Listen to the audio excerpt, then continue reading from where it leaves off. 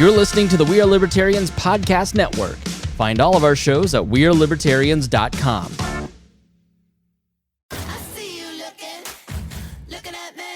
Can I have your attention, please? Yes, hi, Wanda Sykes here.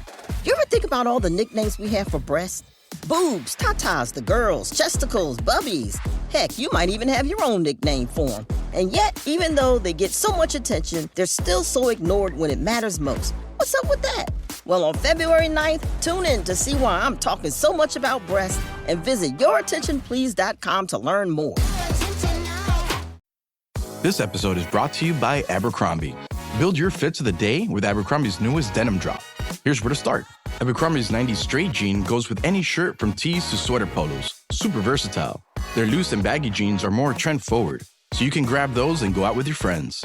Abercrombie's denim fits come in a range of washes. Build your looks around Abercrombie denim. Shop online or in-store. Hey, it's Chris Spangle, the host and founder of We Are Libertarians, and this particular debate was not produced or hosted by We Are Libertarians, Hody, or any of the rest of us here. It was hosted by the Libertarian Party of Kentucky, and they have graciously allowed us to rip the audio for you of their debate and put it up in our feed.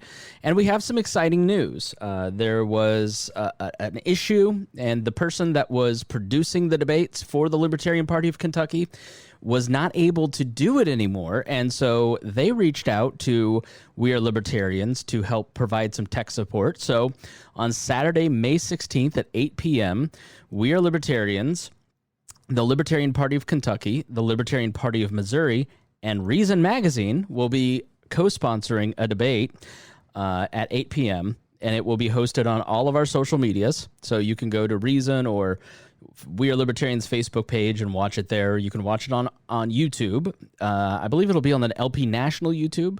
So we'll see. But you can check all that out on Saturday night. It will be moderated by Matt Welch of Reason.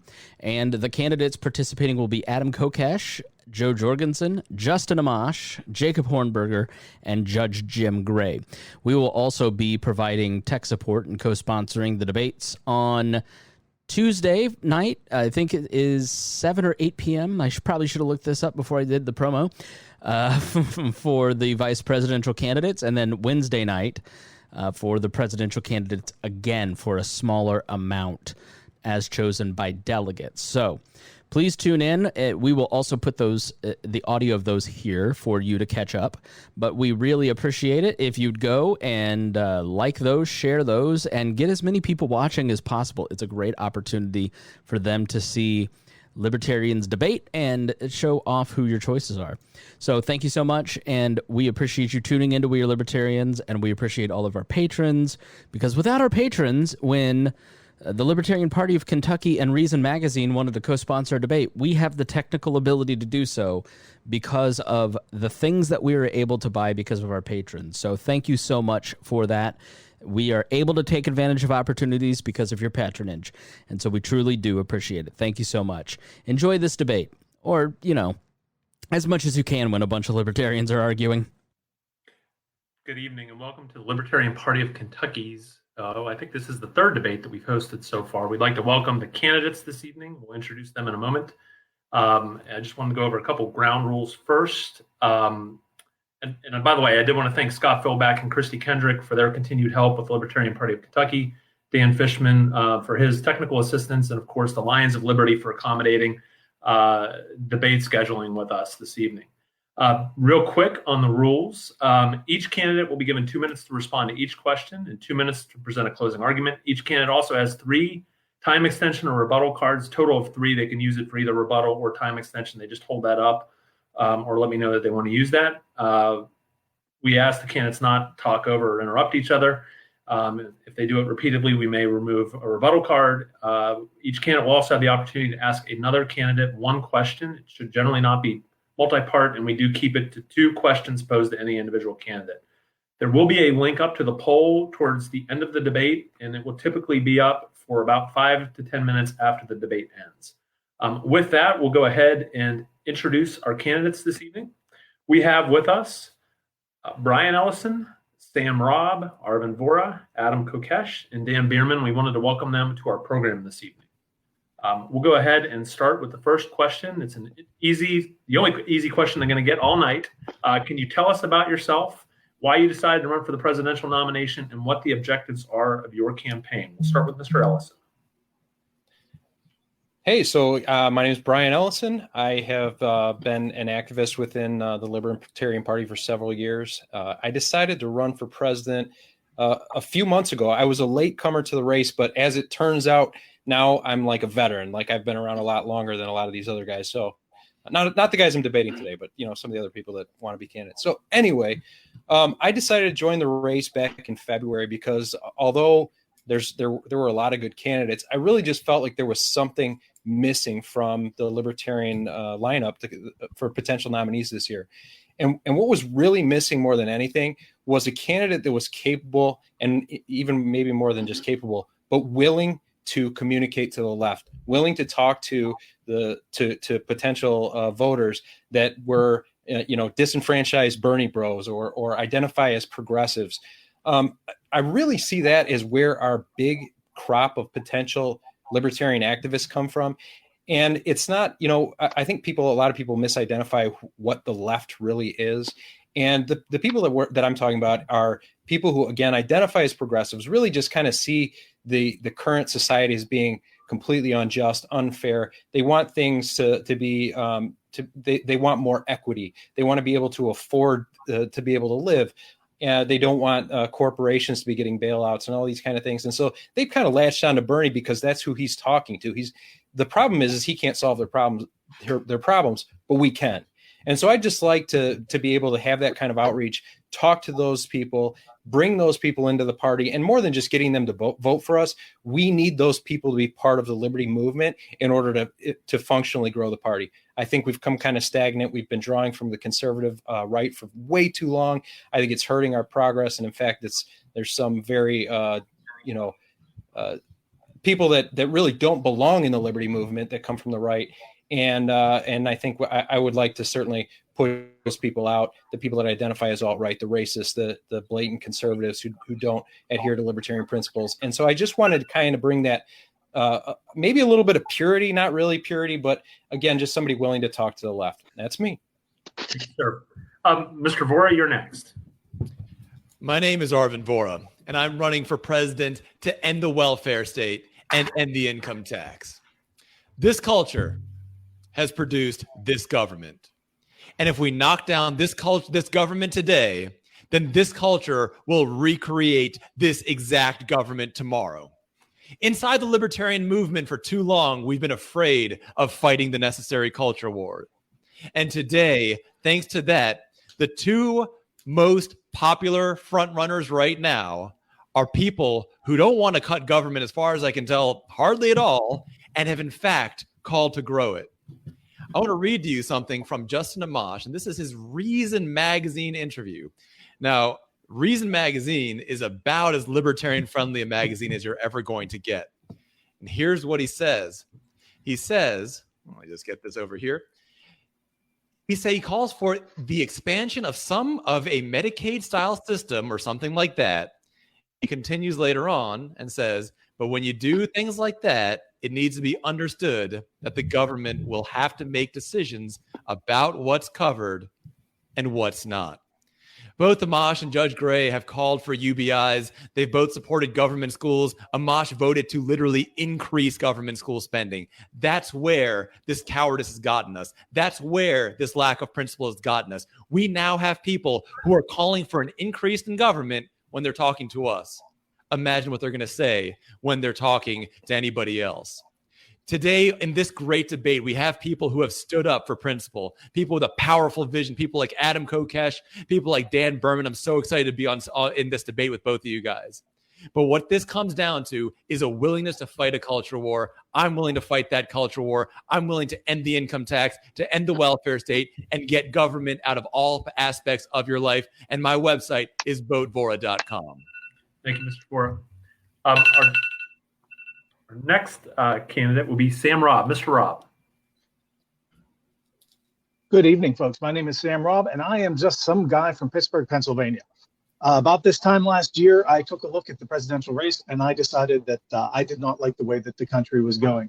I didn't like the way that the president was leading it, and I didn't like the way that the Democrats were proposing to take us. I became a libertarian in 2012, thanks to Mitt Romney. He convinced me to stay a Republican long enough to vote against him in the primary and then switch my party registration. And since that time, I haven't looked back.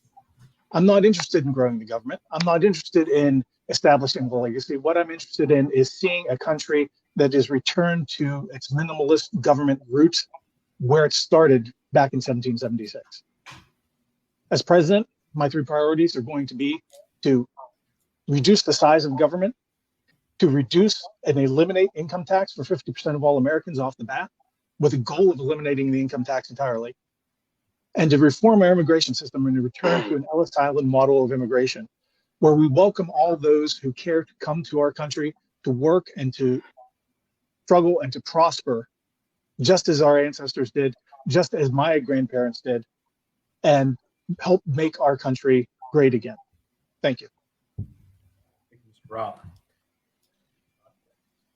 Our next speaker will be Adam Kokesh. Adam? Thank you, Chris, and thank you to the Libertarian Party of Kentucky for putting this on, and for everybody who is sticking with us through coronaphobia in these debates in this online primary. It's beautiful to see how the Libertarian Party is stepping up. My name is Adam Kokesh, and I'm running for president in order to take the federal government through a peaceful, orderly, responsible bankruptcy process that leaves us with 50 independent states and up to 562 sovereign native nations as the first step in localization, the path to a free society where you as an individual can opt out of any government because it's localized to the community level, where it's transparent, accountable, customizable, and based on your values set up to meet your needs. I'm a Marine Corps veteran, which is kind of a combat veteran, which is a nice thing to be putting forth when taking on our current commander-in-chief, Cadet Bone Spurs. I'm a small business owner. You might know me as Adam versus the Man with my media production. And I think what we have here is an opportunity to have a breakout year for the Libertarian Party. We should be running to win and running with a platform that can unite all Americans, like what I'm proposing in localization with the everybody gets what they want strategy. In some polls, secession is already over 25% nationally. We have never had a presidential candidate score that high. We put secession on the ballot. We are immediately ahead of anywhere we have ever been as a party. In 2016, if not voting was counted as a vote for nobody, the Electoral College results would have been Trump 21, Clinton 72, and nobody. In an epic landslide of historic proportions, 445 electoral votes. Let's give the American people what they want and win. Let's bring people together around freedom. Let's bring people together around a message based on respect and love for our fellow Americans. Thank you, Mr. Kokesh. And finally, Dan Behrman. Dan? Hey, so I'm Dan, Taxation is Theft Behrman. I changed my middle name by declaration because this is my own name. A lot of people ask, did I go to the government and ask and beg for permission for them to change my name for me? No, it's not their name, and free men don't ask for permission. So this is a very important principle to me. I learned this several years ago when I got rid of my driver's license, when I stopped paying income taxes, that the government tricks us into doing a lot of things that we really don't need to do. It assumes that it has control over us and that it owns us. And if we recognize the truth, we recognize that we are actually free in this country, and that most of the control that the government has over us is through fear and manipulation. We can actually beat a lot of what they do against us. And I'm talking about the things that they do to us in the everyday. So everyone's been talking about how we're going to approach the left and the right. And of course, these are very important, but I'm not someone who sits around complaining about problems like a lot of libertarians. I'm somebody who comes up with solutions. And if you look at what most people vote for, they're not voting for somebody because they can see a problem the way they see it. They're voting for someone who can solve a problem for them. Now, libertarians kind of oversee this because we want somebody who's going to solve the problem of getting rid of the government for us. But most of the rest of the world is not concerned with getting rid of the government because they don't see that as the problem. They see a problem in they can't afford their health care. They can't afford their rent. They're worried about their job security. They're worried about someone else stealing their job. So what I have done is I've put together the New American Dream, and this is an amazing platform that has support from both the left and the right. And what this does is this basically gets the government out of our hair, but at the same time, it explains how we're going to solve other people's problems. So many problems, high rents, high taxes, unable to run your business, worried about unemployment and how you're going to retire. This fixes all of those problems, and it's really easy. The federal government used to be so small that nobody even knew it was there. And today, everybody depends on it.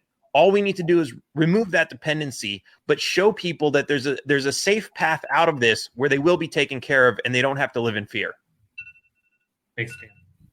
Our next question will be to Mr. Vohra. And here's the question, guys. Do you believe it's more important to be on message and on platform, or to earn votes and have a wide platform for spreading the message? Mr. Vohra, the question is to you first, sir. So you just asked me if I think it's better to lie or tell the truth. And I'm going to say that it's better to tell the truth than to lie. And both for moral reasons and for strategic reasons. When you lie, you attract the wrong people to yourself. If, for example, we do what Congressman Amash is doing and tell everyone that libertarians support Medicaid and government schools, then we're going to attract some supporters of government schools and Medicaid. And we're also going to turn away people who don't want government schools and Medicaid to keep damaging healthcare and education in America. During the last 3 election cycles, we have nominated people who have brought in people into the Libertarian Party who didn't know what they were getting into. Listen, we've spent the last couple of years talking about consent throughout the country. It's become a major hot topic in politics. And I've talked a lot about the principle of active, informed consent.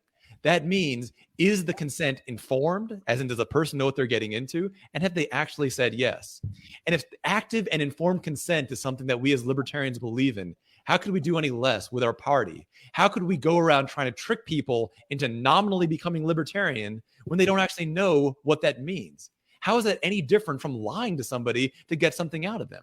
And so, no, I don't hold for a second to the idea that it's somehow good to lie or manipulate. In the short run, it might get you a couple extra votes while losing you probably more, but in the long run, it simply weakens the movement. Today, the reason that so many people believe that libertarians support government schools is we've kept nominating people who go around spreading that lie. The reason that so many people believe that libertarians support UBIs and other forms of welfare is we've had candidates that have gone around spreading that lie. Today, we are faced with that same choice. We can nominate candidates who will happily lie and misrepresent us, tricking people to joining us, or we can tell the truth and fight for what we believe in. Thank you, Mr. Vohra. Mr. Robb, the question is to you next, sir. Okay. I believe the question is, should we be standing on principle? Should we be standing on our platform? Or should we be pandering for votes? And the answer is the way we get votes is by standing on our platform and standing on our principles.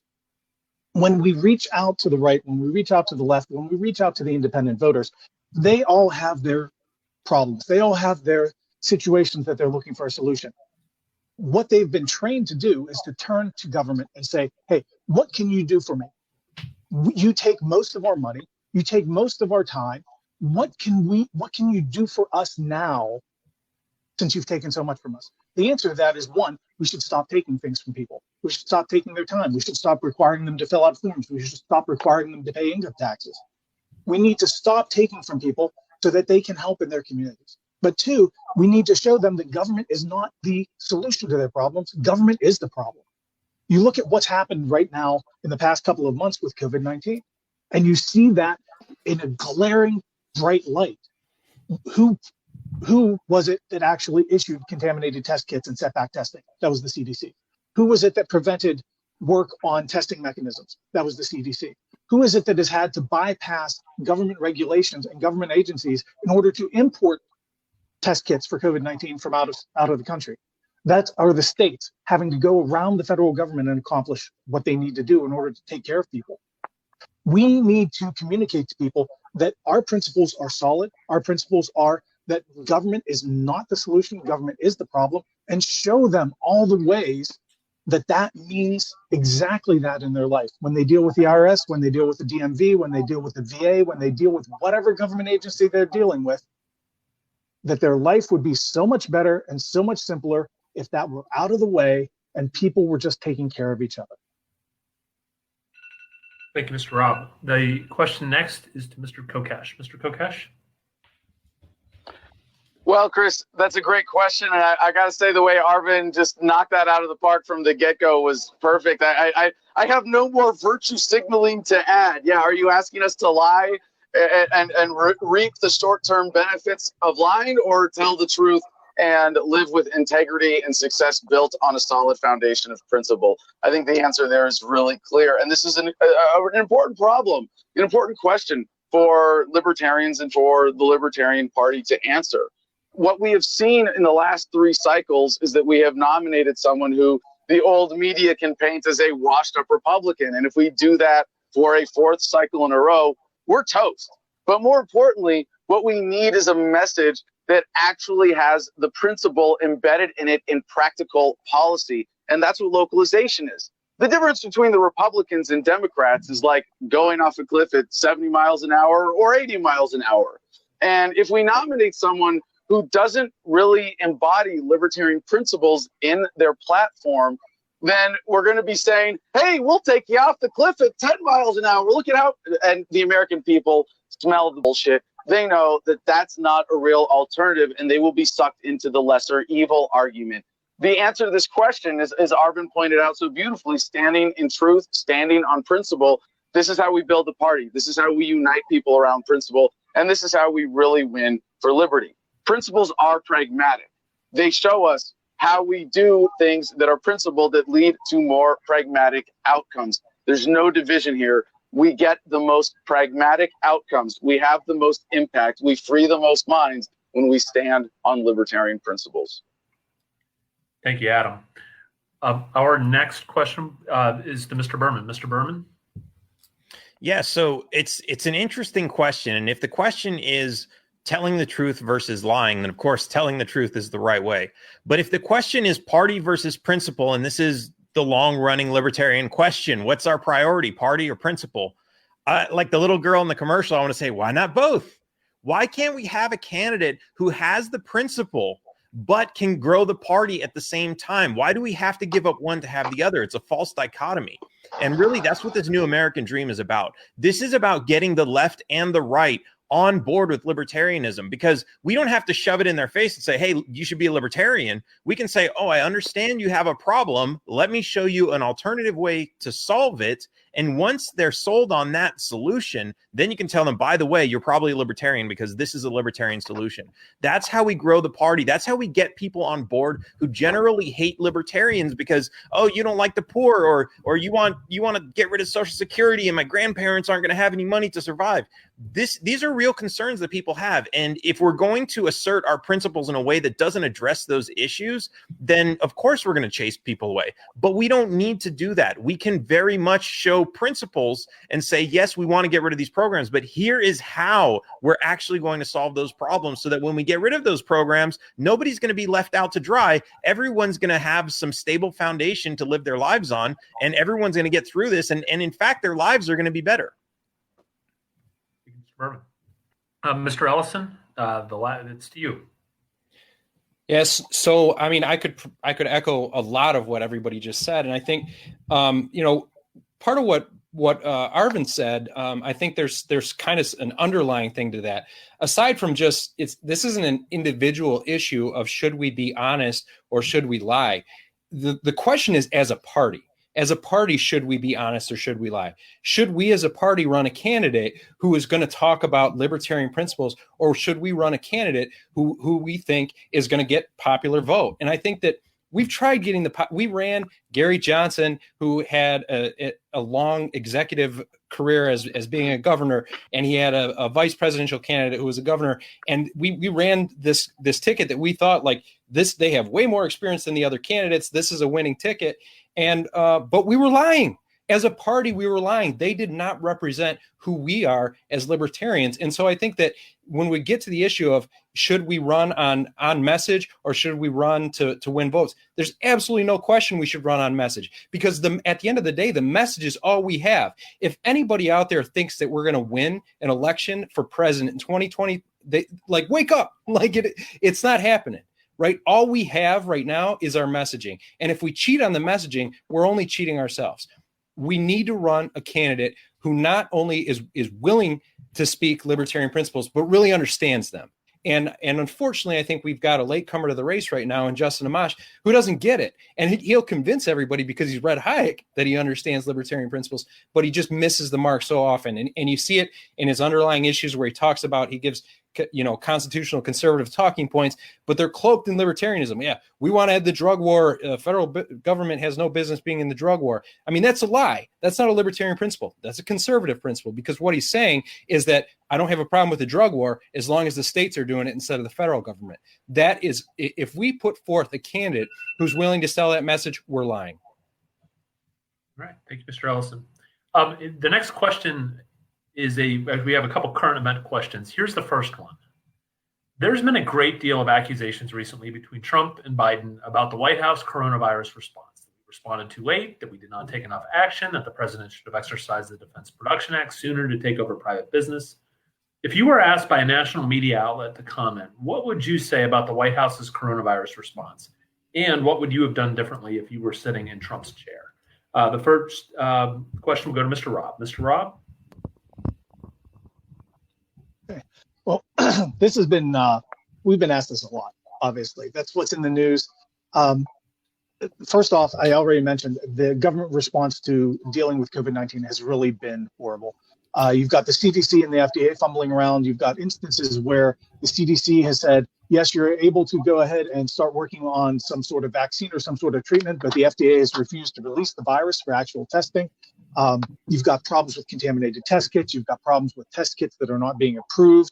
You've got problems with PPE not making it where it should go, and the government confiscating it when it's trying to get to places where it's needed. And that's just at the federal level. You don't even want to talk about some of the issues that they had in New York, where Cuomo and the situation there is just absolutely horrible. They've really fumbled the ball, regardless of what the press tells you. Now, in a libertarian presidency, in a Sam Robb presidency, what you would have seen is a bunch of individualized, decentralized, distributed responses. Because instead of coordinating everything, instead of the federal government being a command center, it would be a coordination center, it would be a communication center. You would have had individuals and corporations and businesses making decisions about how to act based on the best information that they had at the time. Now, I think what would have happened, honestly, would have been much what we saw at the beginnings of the COVID-19 issue, where businesses started to shut down, started to cancel things long before the government actually acted, because they were interested in preserving their customers. They were interested in building goodwill. They were interested in taking care of their congregations in the matter of churches and synagogues and mosques. So individuals were doing what needed to be done before the government got its act together. I'm being polite there. And what we're seeing now is that individuals are doing what needs to be done. They are reopening businesses. They are starting to get the economy moving again, despite what the government has said, because they are making those choices for themselves. Rob. Mr. Kokesh, the next question's to you.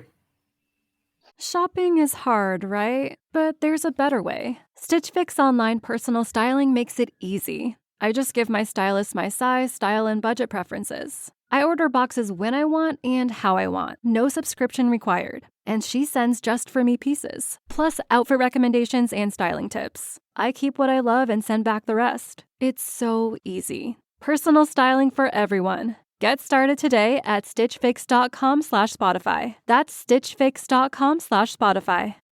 You found your person. Now let the Knot help you with everything else. The Knot connects you to the wedding inspo, vendors, venues, and planning tools you need to make your day totally you. Having helped plan 25 million weddings, we've got your back when it comes to every little detail like RSVPs, budgets, and more. Because your wedding comes to life with the connections that matter the most. Get started at theknot.com/audio. The Knot. Let's plan your wedding. together. This episode is brought to you by LifeLock. During tax season, your personal info travels to a lot of places. Between payroll, your tax consultant, and the IRS. If your W-2 gets exposed, that's just the ticket for identity thieves. That's why LifeLock monitors millions of data points every second. If your identity is stolen, they'll fix it guaranteed or your money back. Don't let identity thieves take you for a ride. Save up to 40% your first year. Visit LifeLock.com/podcast. Terms apply. Thank you, Chris. A lot of people have been asking this question lately, and it's really simple when you ask it as, how would a libertarian response be better than the current response? Well, it would be all the good stuff we see now, people coming together, people sharing information, people responding to demands and needs for personal protective equipment and for test kits and for cures and for vaccines, without all the crappy parts, without the secrecy, without the sequestering of information, with Donald Trump saying we're going to conduct deliberations in private with the CDC, without the government ripoff, without $6 trillion in liquidity, without them borrowing $6,000 in your name and giving you $1,200 and hoping that you're going to be grateful for it. I just want to underscore here that we are at a unique libertarian moment for America, where pretty much every American now is some kind of civil disobedience activist. These rules that they're trying to pass, the emergency orders, unenforceable, asinine, absolutely ridiculous. And now we have business owners standing up. We have salon owners and bar owners. We have gyms even opening up in defiance. We have surfers and paddleboarders and skateboarders. Even when they put sand in the skate parks, no, we are going to go out and we are going to exercise our rights. This is the opportunity. Will Linden in the comments there, I noticed, said that the FDA has been less than useless. No, it has been harmful. It has been destructive. And if you look at the work of Dr. Mary Ruwart, it has been responsible for over 40 million deaths in its manipulation of the prescription drug approval and distribution process. This has to end. The central coercive authority that is behind all of this, we need to pull the plug on it, put our foot down collectively as a country and say, we are not going to put up with this crap anymore. This is the opportunity for the Libertarian Party to say, look, we support your civil disobedience. We can put up someone who's been arrested in civil disobedience more times than I can count, who can say, I relate, and I'm also willing to put my life on the line to do what is right before what is legal. Thank you, Mr. Kokesh. Mr. Behrman? Yes. So I think the most important thing to recognize is that government is the problem. Whenever a question like this comes up, there's always, well, what are you going to do about it? And that implies that the government can do something about it. It implies that government is going to have the right answer. It never does. What are they doing now?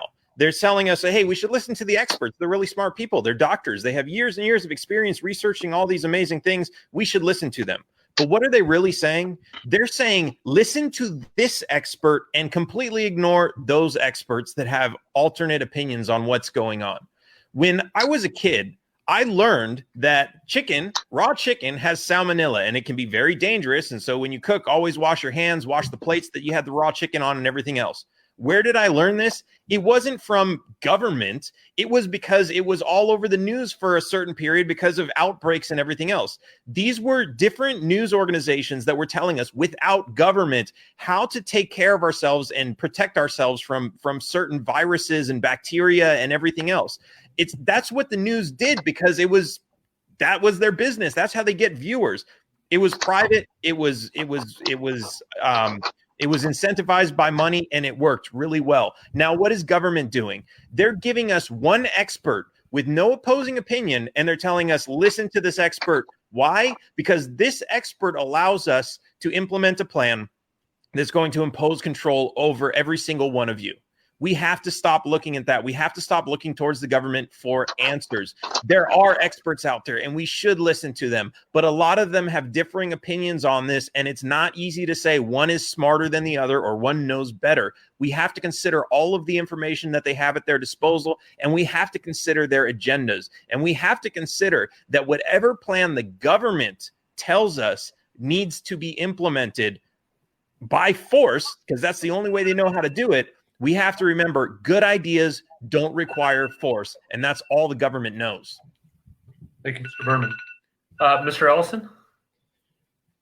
Yeah, I think this is kind of almost gets back to the same point we were making last time. Like, what what would we do differently? Well, we'd be honest. Like, we tell the truth. We would allow the information to flow. We would not prop up the experts that we want to tell a narrative that we want to tell. We would make information available. And the idea that, do we really need to remind people that, like, hey, the government really screwed this up? Like, look at everything the government does. They literally screw everything up. If you give a problem, if you can figure out the worst way to do it in your head, the government can do it worse. And so as libertarians, we would be backing up. And instead of saying, well, we would cut this red tape and cut this red tape, the red tape would already be cut. The FDA would be gone. The free market would have provided the test kits that needed to be provided in order to properly address the situation. But if we were able to get accurate information out to the people and just encourage people, if they have accurate information and we provide them with the experts, people are gonna make intelligent, at least informed decisions. We want to give people information so they can do the right thing rather than us telling them what the right thing is. Because if we tell them as government, like I'm ever going to be government, if government tells them what to do, there's an automatic distrust. And so it's just a matter of, here's the information, here's available to the information on the international community, from the CDC, from everywhere that we can find it, and it's open and available to everybody. Everybody can make their own decisions. Everybody can make intelligent decisions. Encourage people to get testing, practice the appropriate social distancing. Now the hole we've dug right now, it makes sense for people to be able to get back out and do things. I mean, I'd really like to get back out and get a haircut. I mean, I got a mess going on here, but I can't, because I got to wait for the government to roll back all the shit that they put out on us. Where if we were just encouraging people to make intelligent, informed decisions, I would know at this point, okay, you know what? It's probably safe for me to go get a haircut. I'll wear a mask and I'll be careful when I'm there. And so it just comes to a point of being open and being transparent with the public. Mr. Ellison. Mr. Vohra. If you threw out all the laws of war, all the laws of human morality and decency, and you just were at war with a country and you just wanted to hurt them, you didn't care how you did it, the worst thing you could do is block access to medicine and block access to doctors. And countries don't do this. I mean, the United States doesn't do this to other countries because it's a violation of decency. It's a violation of Geneva Conventions. It's a violation of international law. But what the U.S. government will refuse to do to other countries, to its worst enemies in times of war, it's doing to the American people in times of peace. Today, we're facing a medical shortage, but there's a reason for that. Foreign doctors aren't allowed to practice medicine in the United States. Americans are not allowed to buy medicines from other countries. If you want to build a hospital in America, you need to get permission from your competitor. Now imagine if the federal government or the U.S. Army prevented a foreign nation from building a hospital, how angry we would be. And that's what's happening over here. Consider today the longest you would ever wait in a restaurant and compare that to the shortest time you would ever expect to wait in a hospital. Those are the results of the government intentionally creating medical shortages. They've been doing that with help from the AMA, and they've been doing it at our expense. What I would have done is gotten rid of all of that. If you want to build a hospital, go ahead, build it. If you want to come from another country, Switzerland, Germany, Japan, wherever, practice medicine in America, go ahead. Americans, if you want to buy medicines from another country, that's your natural right as an adult to choose how to treat yourself, to choose how to treat your own ailments. This comes down to trusting the free market. And in this case, we have seen that the free market can be relied on. In fact, in desperation, now governors have turned to the free market, allowing foreign doctors to practice medicine, allowing people with licenses that have expired because they've retired to practice medicine. That's what we should do. Get government out of it and let the free market provide what it provides best. Thank you, Mr. Vohra. I knew that was going to happen. All right. Our next question, Mr. Kokesh, and it's a new question. Earlier this week, the LNC took action to postpone the May convention to what looks like an early July convention and not to hold an online convention. And most recently, there's a push to potentially hold just the presidential and vice presidential portion of the agenda online. I'm not going to repeat all the back and forth. I think everyone's probably aware of it. All of you are and have been involved in the party sometime, and so I'm sure you are seeing what we're seeing on social media and elsewhere. What do you think they should have done in terms of postponing it or holding it?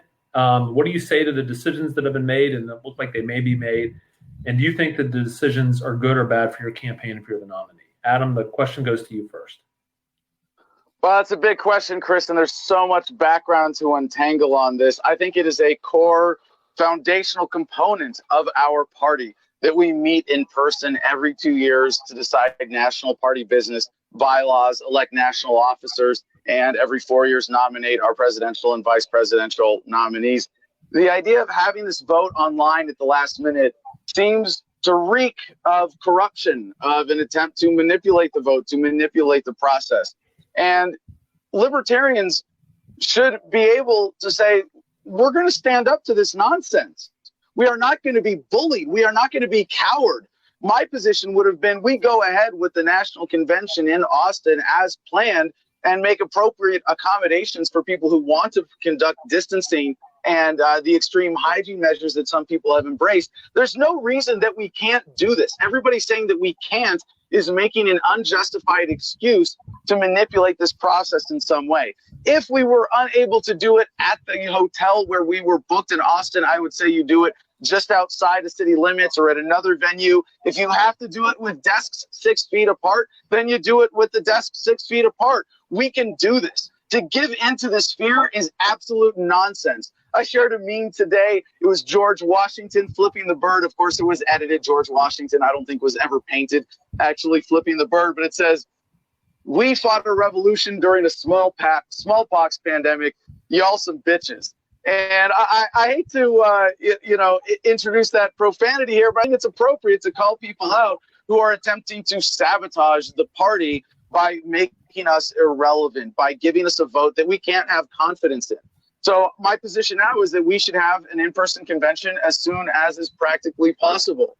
I think if we had the party and the leadership more behind us as primary candidates, we would have the same media bump as the old parties get from their primary contests. As it is, we're generally behind on that. The party has a long ways to go in organizing and meeting up with that. But a small delay at this point to do it right, absolutely critical. Kokesh. Mr. Behrman, the question is to you next. Yes, so I actually agree with most of what Adam said. From the beginning, once these lockdowns started happening, I advocated that we have this convention no matter what it takes, because that's the attitude that we have to have. I mean, forget about the whole pandemic, forget about Corona. The cards are stacked against us. And if we don't have the willpower to come out and say, whatever it takes, we are going to make this happen. We are going to win elections. We're going to beat this government beast. If we don't have that attitude, we're just going to lose. And so when there's something so small like this convention, and I get it, there's a big pandemic, a lot of people are dying, a lot of people have a lot of fear about what's going on, and some people think there's not that much to be afraid of. Like Adam said, we can take precautions, we can distance, we can take sanitary measures, we could do it outside, which a lot of the experts are saying even outside you can't transmit it that well because of the open air. So there's so many things to take into account. But of course, we need to make this happen. We need to keep fighting. We cannot give up. And the longer we delay, the more foothold we lose. And we keep slipping back, and we are not in a position to lose anything. We are already far behind. We need to fight. We need to constantly, every day, wake up and put in 120%. Thank you, Mr. Behrman. Mr. Ellison?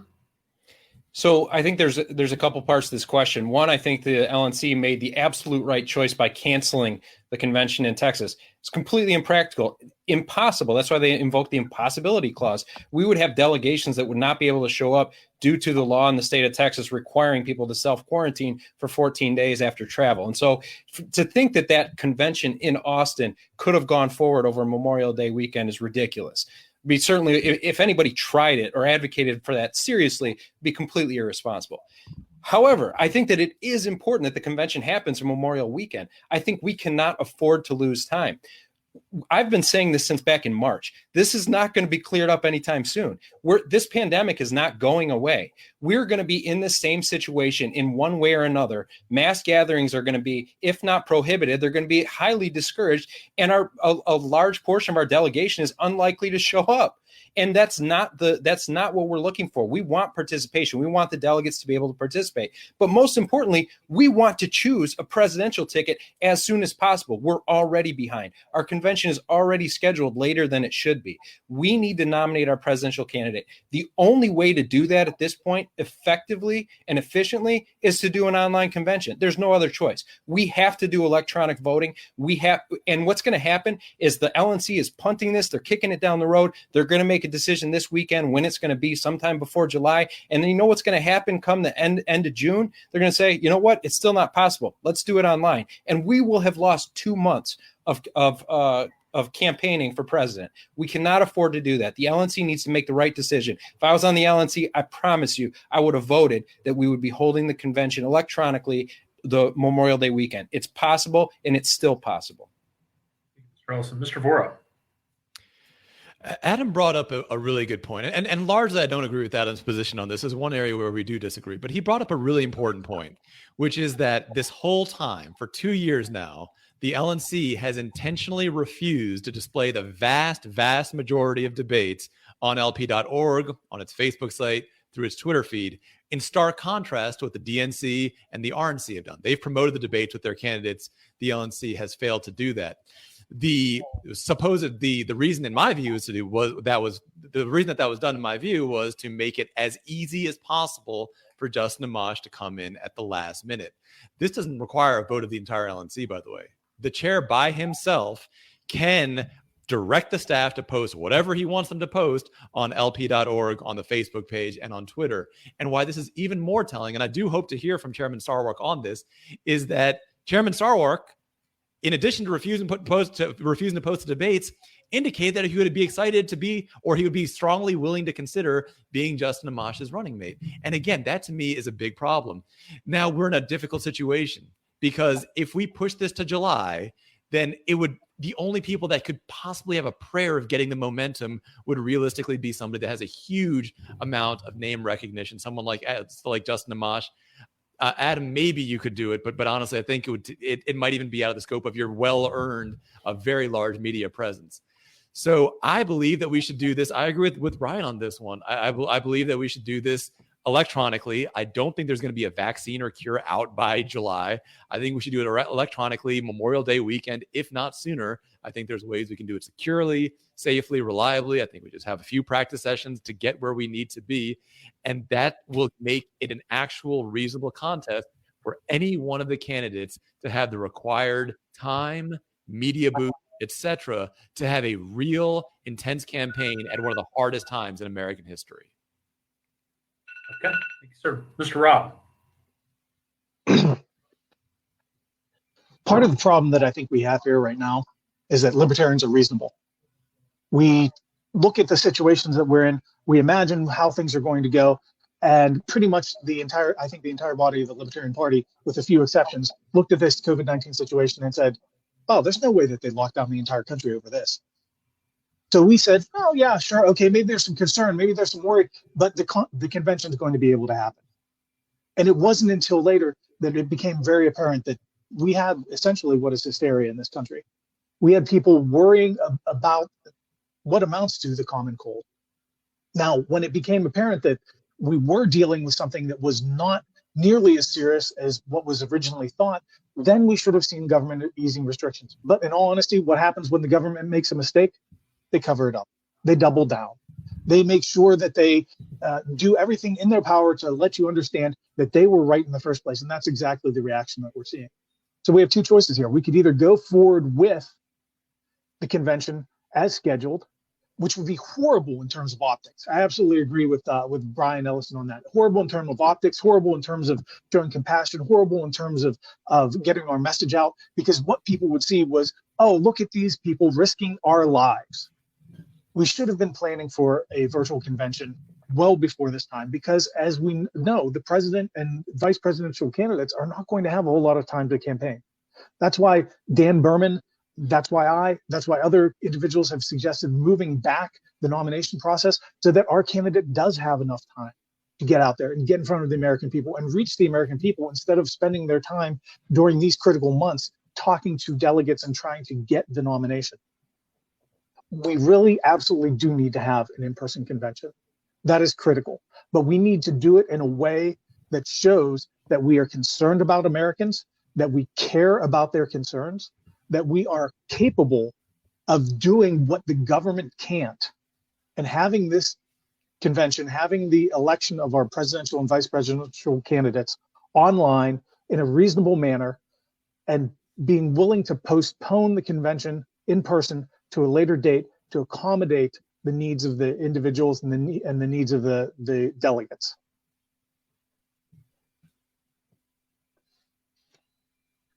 I think I have a rebuttal from Adam. Yes. How much time for the rebuttal, Chris? Hello? How much time for the rebuttal? 1 minute.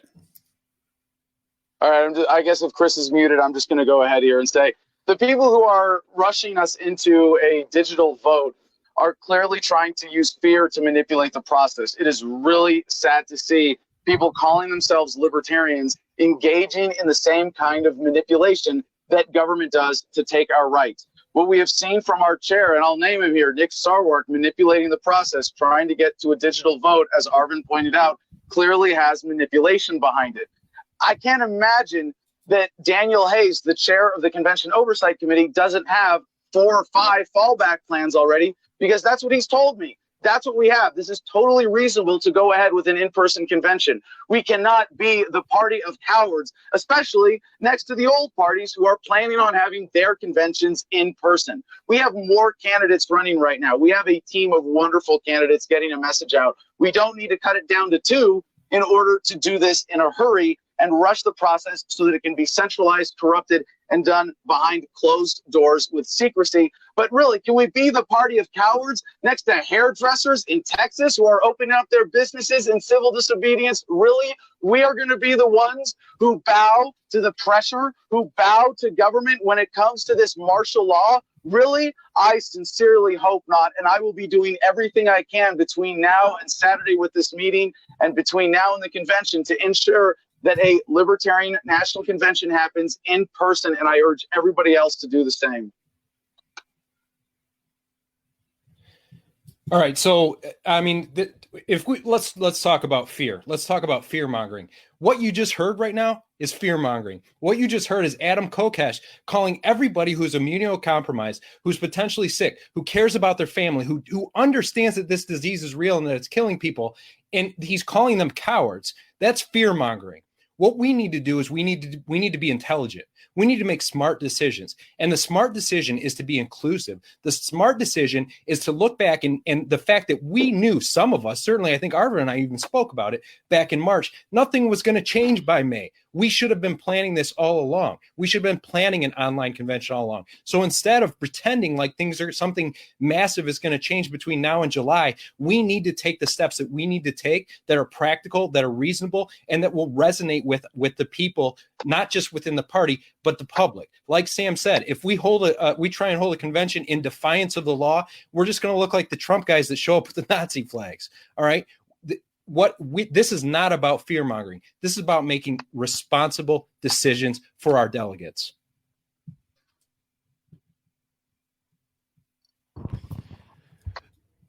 Adam and I definitely disagreed on this very early on. When before anything was formally shut down, I voluntarily stopped my campaign travel because I didn't want to put people who I respected at risk. I knew I was going state to state. I knew a lot of the people that I was talking to were older and immunocompromised.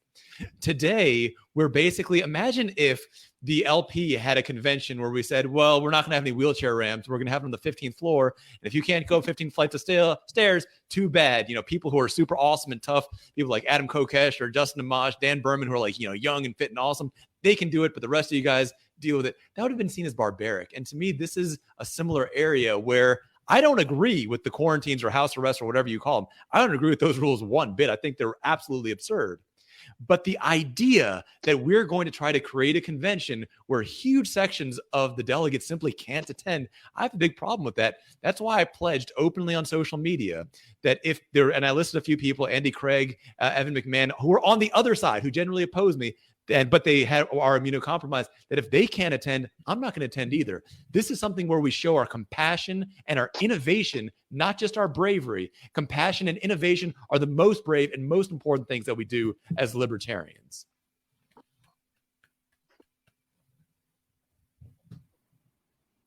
Okay, I think Chris is out. Dan Behrman, you wanted a rebuttal. You got 1 minute. Yeah, so I think it's really important to say that there's no such thing as a perfect system, especially when it comes to this. We can argue about whether we're going to do it in person or electronically. If you do it in person, there are people who can't make it because they can't afford the plane ticket or the hotel. If we do it electronically, people are going to complain that their internet's not working.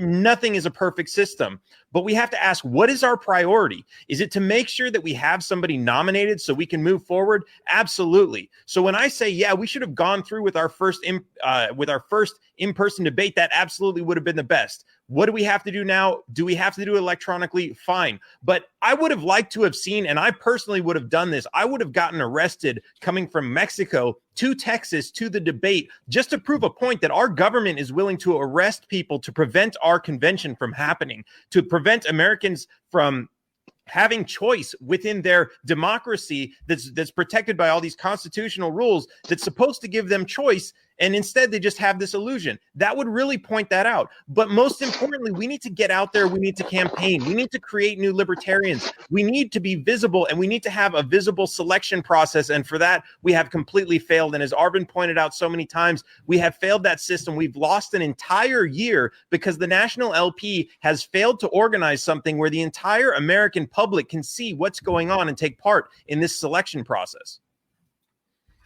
All right. Thank you very much. For the audience who's wondering where the good-looking Chris went and why you're stuck with me, Chris is having some connection problems. My name is Dan Fishman. I'm going to start moderating. And since I didn't have any questions prepared, I'm going to go to the section. Oh, wait, I see Chris. I am off the hook. All right. Sorry about that. I had a serious connection issue there. We've got our individual questions. Our first one is to Mr. Behrman. Find it. Well, I think we just covered this, but we're going to cover it again. With the spread of COVID-19, many delegates feel uncomfortable attending an in-person convention due to health issues or state quarantine laws. What steps do you feel the LNC should take to ensure a timely nomination while respecting bylaws and the delegates? I think at this point, everyone's considered that the convention is canceled. So yes, an electronic convention is going to be the best way to go. I proposed 100 different ways to make this happen. I know Dan Hayes has proposed a lot of different ways, and a lot of other people have been very creative in figuring out how to make this happen. But like I said, this is such a small problem in the big picture, because while we're arguing about how we're going to hold our convention, we're losing time that we could be campaigning. We're losing time that we could be nationally publicizing even this debate right here and this debate right here, and any of the other debates that have been put on by any state party have not been highly publicized by the National LP. And I think that is a huge loss. We have lost over an entire year. I've been in this over a year. Adam Kokesh has been in this over a year. Arvin, Vohra, so many candidates, so many great candidates have been out there spreading this message of liberty with absolutely no help from the National LP. And I'm sorry to speak out against them for that, but we need to recognize that is a much more important decision that was made against us than which day we're going to hold our convention. We could have decided 6 months ago that we're going to hold our convention in July or August or September, and it really wouldn't have made that big of a difference if we had the party out there helping us campaign, helping America see this nomination process. Sir. The next question is going to go to Mr. Ellison. Mr. Ellison, in 2018, you ran for the Michigan, I think it was the 18th U.S. House seat. You ran on a campaign of arming the homeless. It was an A campaign. It was an on-platform campaign. I think you participated in 3 debates. And the consequences of that campaign were 1.8% vote total. Do you view that as a successful campaign? And should we expect, if you're the nominee, a similar result, which would result in the loss of ballot access in about a quarter of our states? Well, I don't, do I feel like it was successful? Absolutely. I mean, again, just being able to participate in the debates, being able to speak with people and having the feedback that I got was, I could tell you it was successful. Now, if you put it in the framework, it was the 8th congressional district, and it was the most competitive congressional race in the state of Michigan in that election cycle. And I think the two big party candidates spent somewhere north of $20 million combined in that election. I mean, I spent, I think about $6,000, maybe, most of it out of my own pocket. And so I think we did pretty good. Like the fact that that I was on stage next to a sitting congressman and had him pointing out in debates where I was right and where he agreed with me. And it was in a race. We strategically picked the tight race. We almost covered the spread. So I think that, I think it was successful. Would I pretend to speculate what my national campaign would look like? Absolutely not. I have no idea how much the Libertarian Party could get behind somebody like me, somebody who actually stands up. We haven't seen a candidate like that, right? I'm not a Republican. So I don't know what it would look like, but I'll tell you what, it wouldn't look like. It wouldn't look like the candidates that we've run in the past, and we wouldn't get a surge of Republicans who join the party for 6 months during the election cycle and then leave for 4 years. Sure. All right. The next question will be going to Mr. Vohra. Arvin, when you were the vice chair of the party, there were a number, I'm going to talk about some of them tonight. There were a number of controversial things that you said and did. And one of them dealt with the age of consent. The question that I have for you is, are you comfortable or campaigning, and would you campaign as a presidential candidate on repealing all age of consent laws so that 40-year-olds could have sex with 3-year-olds, 5-year-olds, 7-year-olds, or 9-year-olds? It's a bit of a mischaracterization, in my opinion, but let's actually answer that question. When we look at the question of consent, we're going to have to say either the government is going to make that decision. In other words, we think the government's smarter. We think the government should make those choices, that if something is important enough, as important as that, the government should step in. That's one way to look at it. And if you believe that, if you believe the government should handle things when they get that important, well, you know what? Education is also important. Maybe the government should handle that. Immigration's important. The government should handle that. Welfare, the food and income of people is important. Maybe the government should handle that. And that's exactly what the current two frontrunners are saying. They believe that healthcare is important, so the government should handle it. Gray and Amash both support UBI. You know why? Income is important, so the government should handle that too.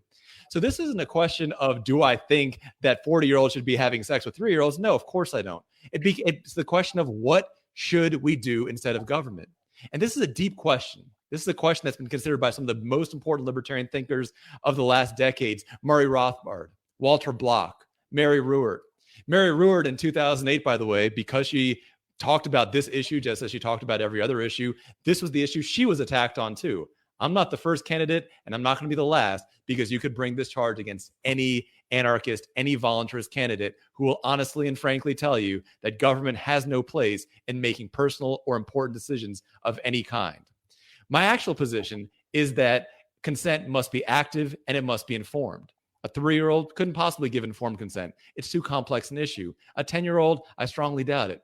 The second part of adulthood is that I personally believe, this is different from Dr. Ruwart and Murray Rothbard, is that you should be a biological adult. So 10-year-old is not really going to be a biological adult. The final piece is, I believe somebody should be an economic adult. That means able to provide for themselves and provide for a family. And listen, if you can provide for a family, no one on earth has the right to tell you that you can't start one. Sir.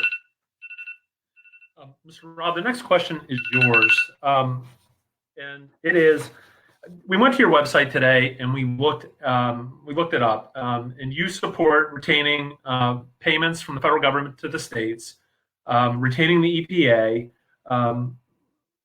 I suppose replacing the income tax and imposing a flat tax, particularly on those that make less than 50, or no taxes for under $50,000, but taxes for those over 50,000. And I guess the question is that those seem to be a number of off-platform positions. Why do you think that you're the right guy to be the spokesman for our party as the presidential nominee? Okay, actually, fantastic question. Part of my campaign, a big part of it, has been the idea of taking small incremental steps. In order to get a libertarian candidate elected as president, we are going to need to pool votes from the left and from the right. We need to show them that libertarian ideas and libertarian ideals are the solutions to their problems. And we don't do that by going out and saying, hey, we're going to abolish the federal government. We're going to start slashing, getting rid of all these agencies. We're going to fire tens of thousands of people, because that's scary. That's actually terrifying.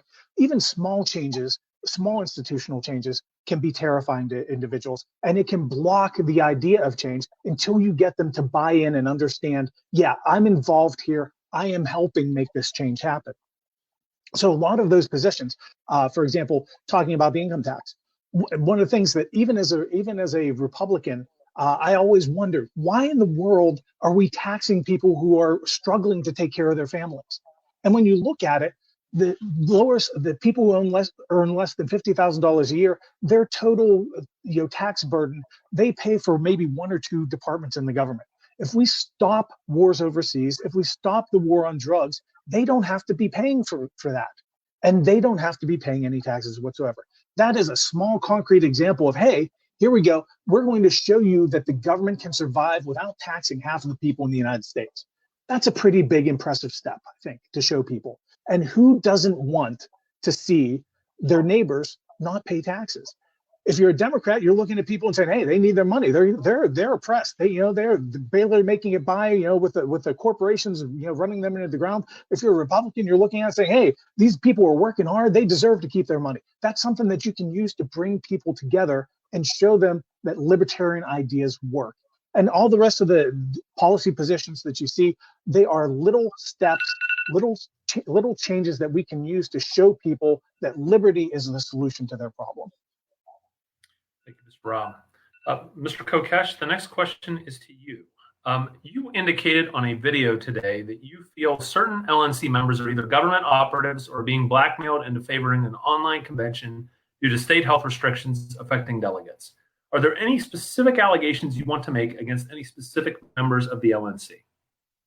No, definitely not. And I want to point out that it is very typical for law enforcement agents, when setting people up, to use paid informants to bully people into turning against their friends and neighbors and family and loved ones. And what we are doing with the Libertarian Party, at very least, is taking on the duopoly. And these are parties with multi-$100 million annual budgets. Yeah, they got room for black ops. Of course, there's going to be infiltration, subversion, and we need to be looking out for this. Anybody who's watching, who's an activist, who cares about this kind of thing, if you don't know what COINTELPRO is, counterintelligence program, please look it up. There's a great Wikipedia article. It's a good place to start on this FBI program set up to subvert activists, including libertarians, as has happened in the past with the FBI in the 70s with infiltration. But I want to go back for a second with the rest of my time to hear these arguments for the online convention. To hide behind the immunocompromised is to give in to the fear of a virus that we should not be afraid of. Just a second ago, Chris, no offense, we lost you as the moderator, right?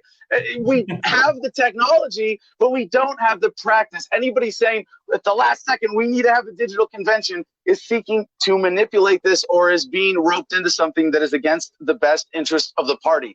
The people who can't attend the annual convention or biannual conventions we should be concerned with are the povertarians, the people who can't afford to stay at a swanky hotel or make the travel, and we should be encouraging activists to participate without having to spend a ton of money. I think that's what we should be more concerned with, rather than this new fear that the government has told us we have to be afraid of for the benefit of the elderly and immunocompromised. Mr.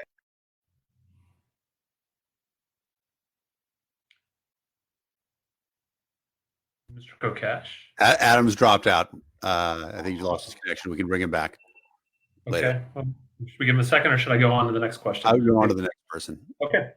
The next question is for Mr. Ellison.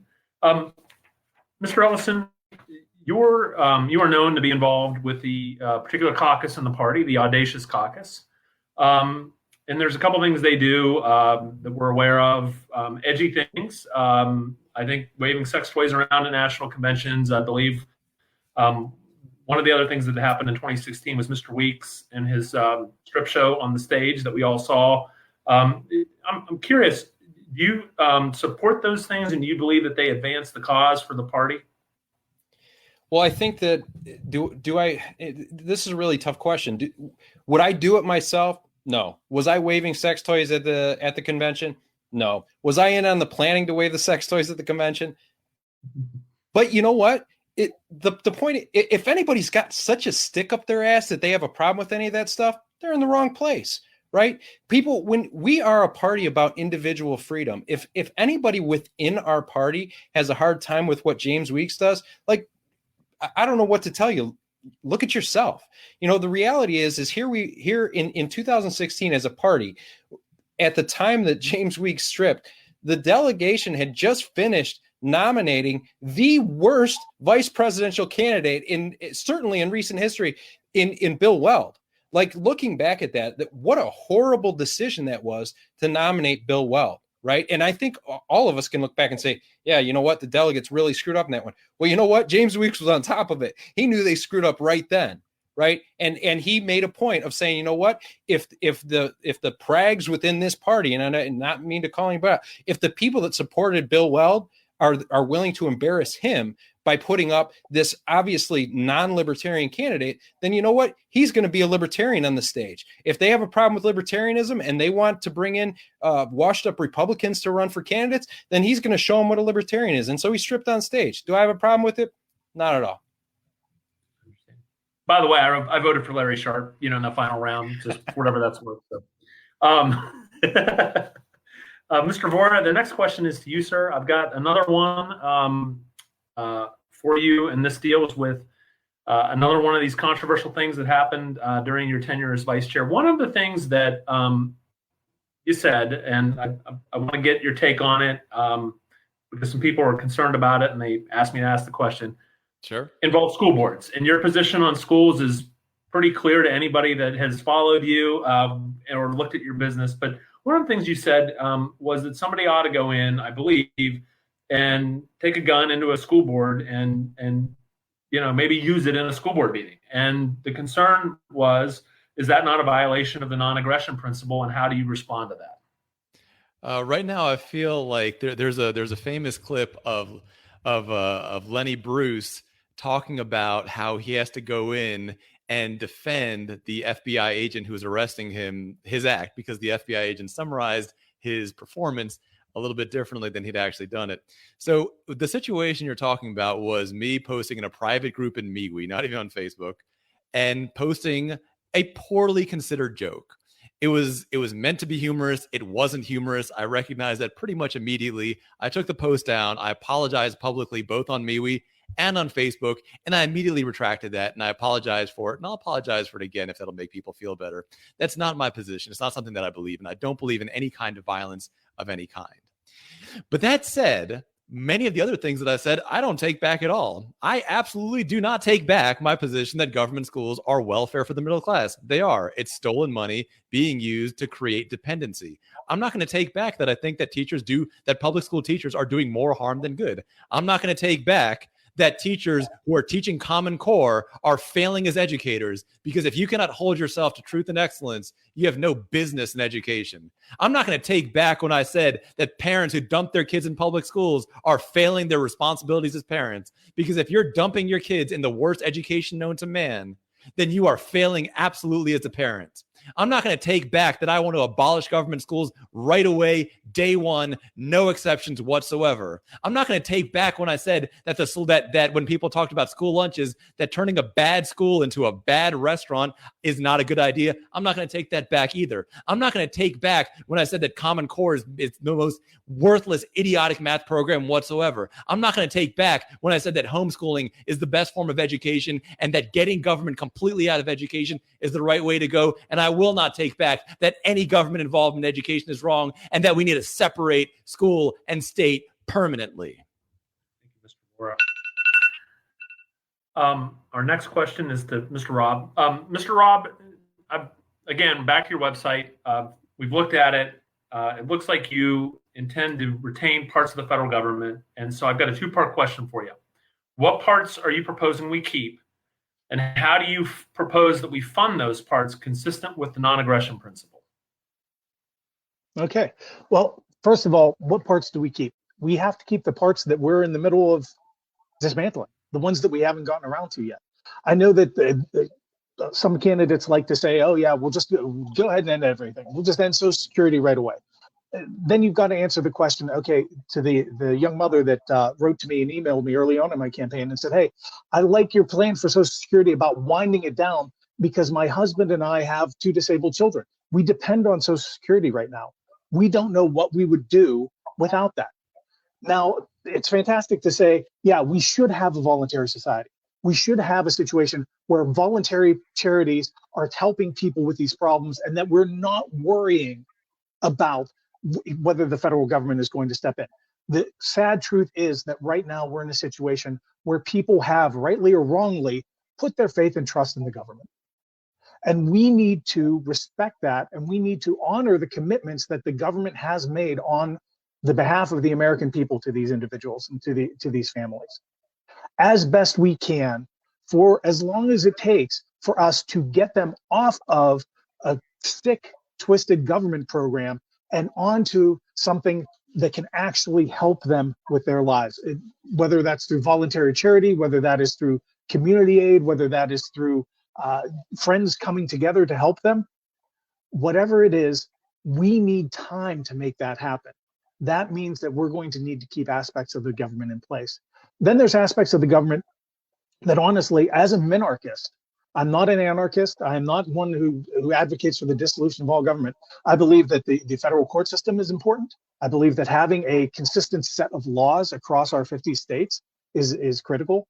I believe that there are certain agencies like the EPA that really serve a unique purpose, because even if you start talking to libertarians, it's hard to distinguish, okay, how are we going to deal with the idea of pollution? How are we going to deal with the idea of people harming the environment when they're not doing immediate harm right there next to somebody? So having an oversight committee can help there. Thank you, Mr. Robb. Mr. Kokesh, the next question is to you. You have recently chosen John McAfee as your running mate. And this is actually a multi-pronged question. One, do you think that this could hurt your candidacy? Two, are you locked to this particular nominee? Particularly, I believe he may not even be in the country. And three, if we're going in that direction, the person that asked the question wants to know, wouldn't we be better off having you pair up with Tiger King, who has better exposure? Yeah. That's a great question, and I'm glad you bring up my friend John McAfee. We have teamed up in the platform to say that we would both want to take the federal government through a peaceful, orderly, responsible bankruptcy process.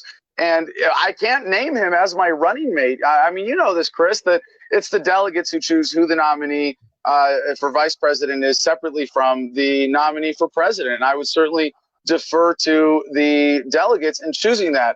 And John McAfee still has to come out to the national convention, or if it's online, one way or another, he has to make his case to the delegates directly. And I think he's more than capable of doing that as someone who has huge social media reach, far more than anybody in this debate right now, who has far more name ID, who has far more corporate media experience than anybody, or corporate organizational experience, management experience, excuse me, than anybody in the race, at least anybody in the debate right now, I should say.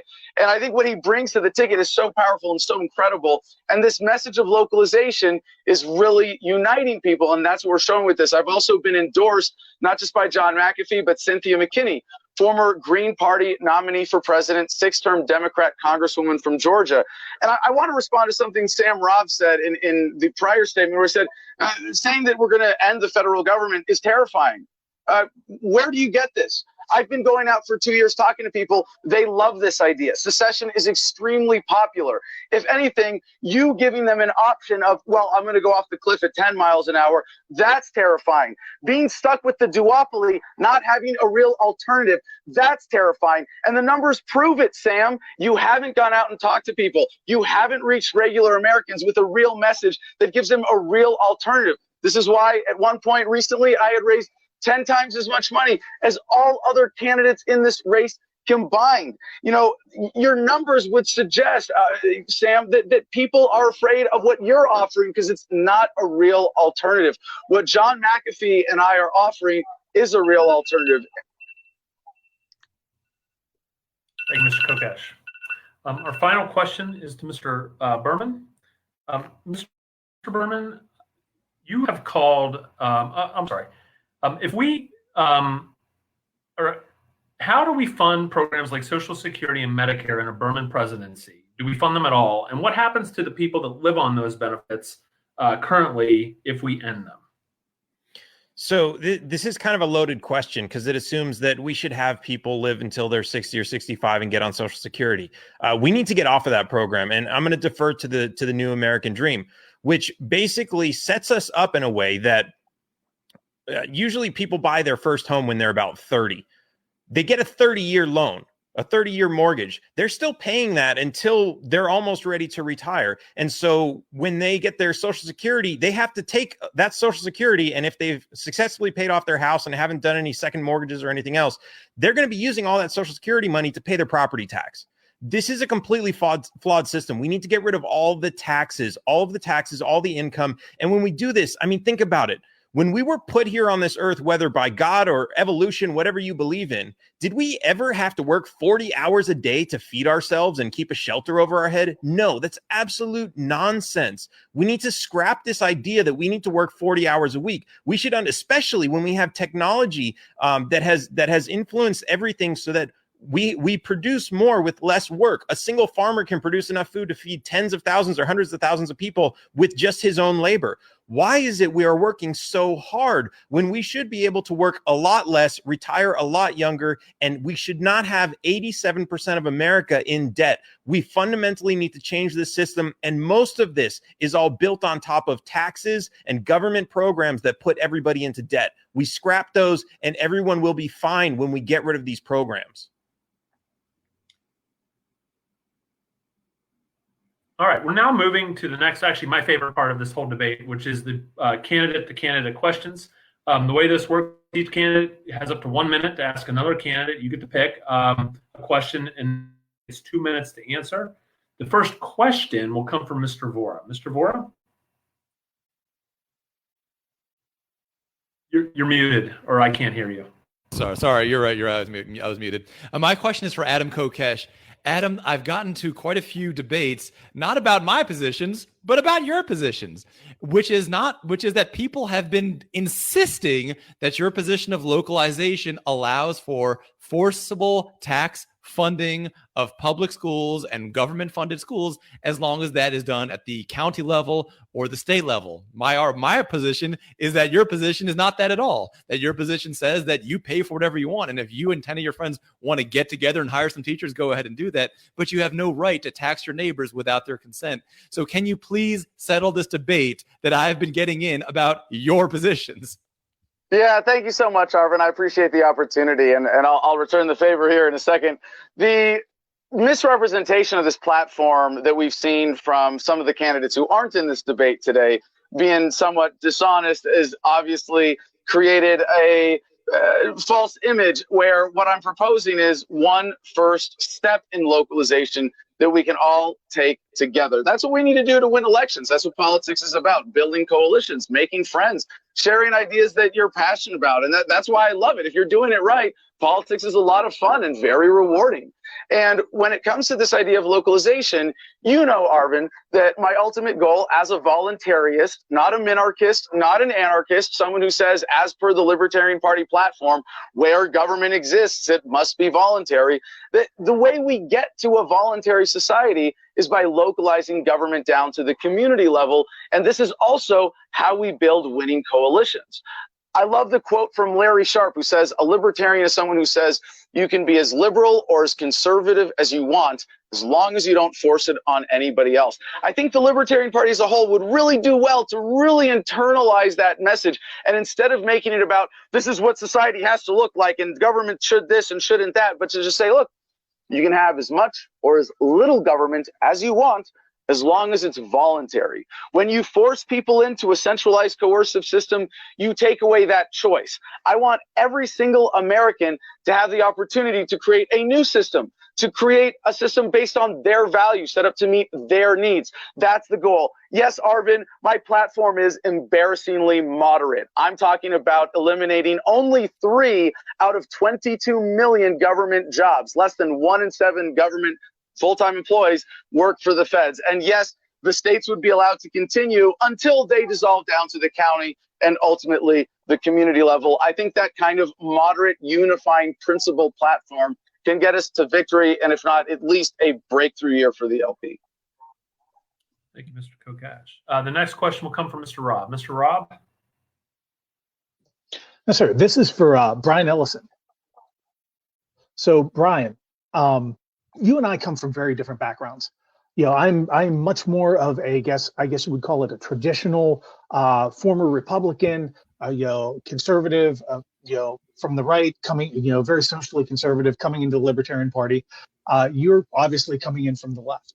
One of the things that I realized fairly quickly coming into the party and taking a look at the platform and really starting to try and understand libertarianism is that there are some patterns of behavior, some modes of thought that I had to guard against myself because I realized I was bringing in baggage from the authoritarian right. Have you encountered that on your journey? And what baggage, what modes of thought, what preconceived notions have you had to work to discard from the authoritarian left? Well, it's a good question. I think maybe part of the problem is I didn't come from the left. Frankly, I don't even identify right now as being associated with the left. What I think is where I see my position within the Libertarian Party is that I see the importance of speaking to the left. I see the importance of that's right now where our biggest opportunity for outreach is. So I've always identified as an independent until I found the Libertarian Party. I never would have associated with a political party. I would have considered myself politically agnostic for a long time. I just was disinterested because I knew the system was broken. So I've never come from a point of, I do have an authoritarian background. I am an Army veteran. So there's that, right? Go Navy, beat Army. Right. Well, but I learned my lesson, right? I mean, I was 18 when I joined, and I quickly realized what a big mistake that was and how damaging government is. And maybe that's the baggage that I bring in is that, I bring that experience of being like, look, I've seen the government at firsthand failing so miserably that it ends up murdering people on the side of the road in Iraq. And having to go out and clean up that mess is something that would really probably open up pretty much anybody's eyes. So, but I guess to get kind of back more to the core of your question, I think that people do tend to bring in some of their baggage with them, and anybody who's coming from any authoritarian side. And I think I've been mischaracterized as being somebody who only wants to accept purists into the party, and that's patently false. I want to accept people who want to come into the party, who want to do the journey that you've done. Like you said, you've identified your baggage, and you're trying to shed your baggage and trying to make yourself more of that pure libertarian. While you do have a pragmatic approach, which, I hate to agree with Kokesh sometimes, but, I don't think this is the best approach. But I think that, and that's, Adam and I agree on a lot. But I think that it's important to, that anybody who wants to come in, join the party and shed their baggage, welcome. Thank you, sir. The next question will come from Adam Kokesh. Adam? Well, my question is for Arvin Vohra, but I got to say I'm really torn. I want to ask Brian Ellison if he'll let me give him a haircut because, I cut my own hair as a self-reliant libertarian. And I would want to ask Sam about some of his messaging strategies, which I think are very well thought out, or Dan about how taxation is theft, employing that as a matter of policy transforms the federal government into a voluntary agency. But Arvin, similarly, you have done something really beautiful with your platform that I have immense respect for. I think localization is a better way to unify people, but you truly are in line with libertarian principles, saying that if there's no victim, there's no crime, no federal law will be enforced. And giving people this fundamental alternative is absolutely critical. How do you see this actually playing out? I think some people would object, what do you do about a Republican, Democrat-controlled Congress? But I know that you've thought this out as well. So could you please explain how being the pardoner-in-chief fundamentally transforms the federal government? The Constitution was written to make it easier to not do something than to do something. It was made, it's designed to be easier to set somebody free than to keep them in a cage. It's designed to be easier to shut down a department than to create a new one. Today, it seems like the opposite, but that's only because all politicians are working together to create more stuff and imprison more people. What I've said is that on my first day, I'm going to pardon Julian Assange, Edward Snowden, and Ross Ulbricht. I don't need congressional approval to do that. I said that I'll follow that up by pardoning all nonviolent drug offenders, drug users, drug traffickers, anyone in jail for a weapon charge, anyone in jail for a cryptocurrency charge. Again, I don't need congressional approval to do that either. But here's what's even better. I don't need to be elected to do that. I've gone around the country in every debate that I've been in every state that I've gone to, I've brought up the following point, which is that jury nullification brought freedom of the press to the United States of America. We all have the power to be partners in chief. So I'm going to ask every single person watching this debate today to remember that if you're on a jury and it's a victimless crime, you have the right to say not guilty because it's not a crime. That's what happened to bring freedom of the press to America. The person was guilty of the facts. They had committed the crime, but the jury recognized that speaking out or publishing an article against a royal governor wasn't a crime at all. It was part of what the press should do. And so I will be encouraging people all over the country, even if I'm just the nominee, I promise you this, you, Adam, and anybody else watching, that if I'm the nominee, as many people will know that jury nullification brought freedom of the press to America, as now know where Aleppo is, thanks to Gary Johnson. Thank you, Mr. Vohra. The next question will come from Mr. Behrman. Mr. Behrman? So Adam, I was actually going to ask you a question. What is the airspeed velocity of an unladen swallow? But then I realized I actually I have a better question for you. Are you planning on attending Taxation and Theft Fest? I hear you're speaking there. And what are you planning on talking about? Absolutely. Thank you so much, Dan. I'm really excited about this. And I'm so glad that you and the people who are coming together with you are putting together this online event, especially during the coronaphobia crisis when we're all turning to new means of communication. So what I want to talk about, what I think to your audience who is generally on board with the voluntary principles of libertarianism and self-ownership, and of course supporting the idea, I assume if you're going even virtually to the Taxation is Theft Festival, that you're at least friendly to the concept. You know, what I think that people would benefit most from, for me in that context, is an understanding of my civil disobedience activism, and how a lot of people say, Adam, you know, you're so brave, and I really want to deconstruct that, because, you know, while I volunteered for combat and all that, and that was more naivety than bravity, the idea that I employ in civil disobedience in making these decisions is about being better with calculated risk. A lot of people hear, you might get arrested, and their risk side of the equation just goes completely off the charts. And they can't calculate the reward side of the equation if they don't understand the benefit of standing up to tyrannical authority, as I have throughout my career as an activist in civil disobedience. And I want to give people that courage. But it doesn't come from this mysterious, life force of courage.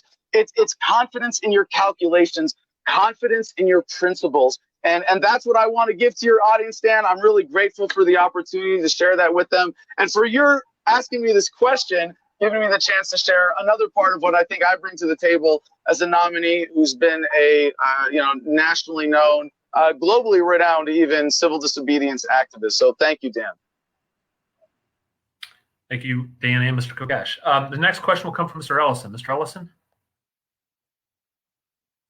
Yeah, so my question is going to be for Mr. Behrman. And I mentioned earlier, and I mentioned probably every time I speak, that I think that this election cycle, the most important demographic that we need to reach is the left. I think that there's certainly an argument to be made. I don't know whether you agree or disagree, but that the anti-authoritarian left is looking for a home.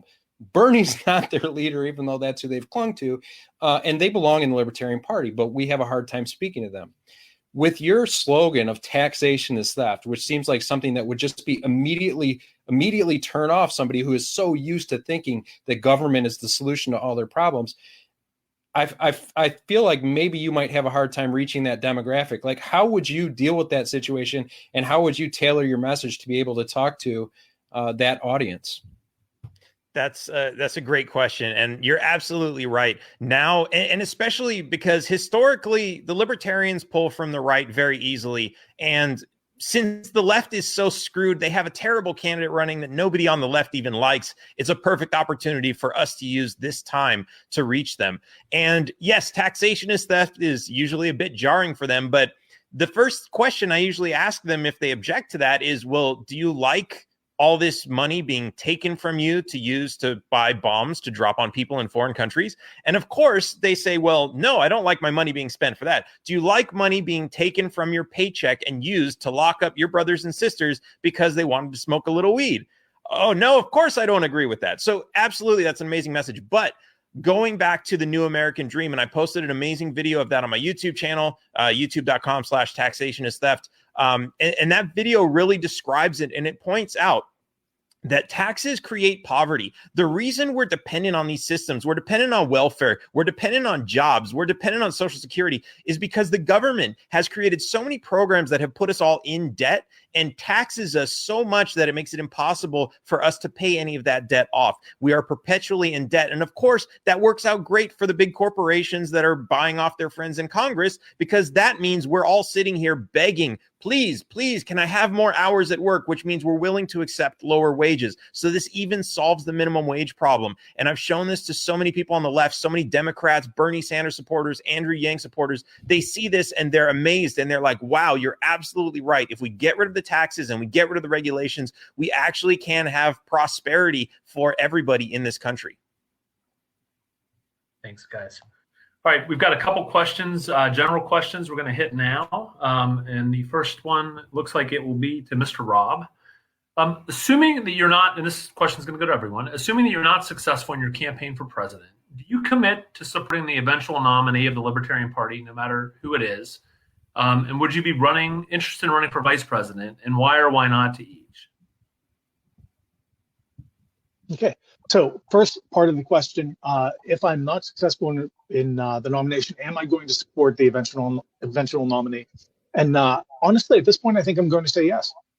There was earlier in the campaign, there was a little bit of hedging, but at this point, you can see who the front runners are. You can see who has a shot at the nomination and who doesn't. And I'm going to say that, yes, I will support the candidate. And again, yes, that does include Justin Amash if he happens to make it into the process and does win the nomination. I believe it's important for us as a party to establish the idea that we stand behind each other, even when we don't entirely agree on all specifics. Adam mentioned Larry Sharp's 80% rule. If we agree on 80%, we should be able to work on that and get that done. And I absolutely believe that of the candidates that are out there right now, I agree with them a lot more than 80%. So I absolutely would support them. As for vice president, yeah, of course I'd be open to running for the vice presidential nomination.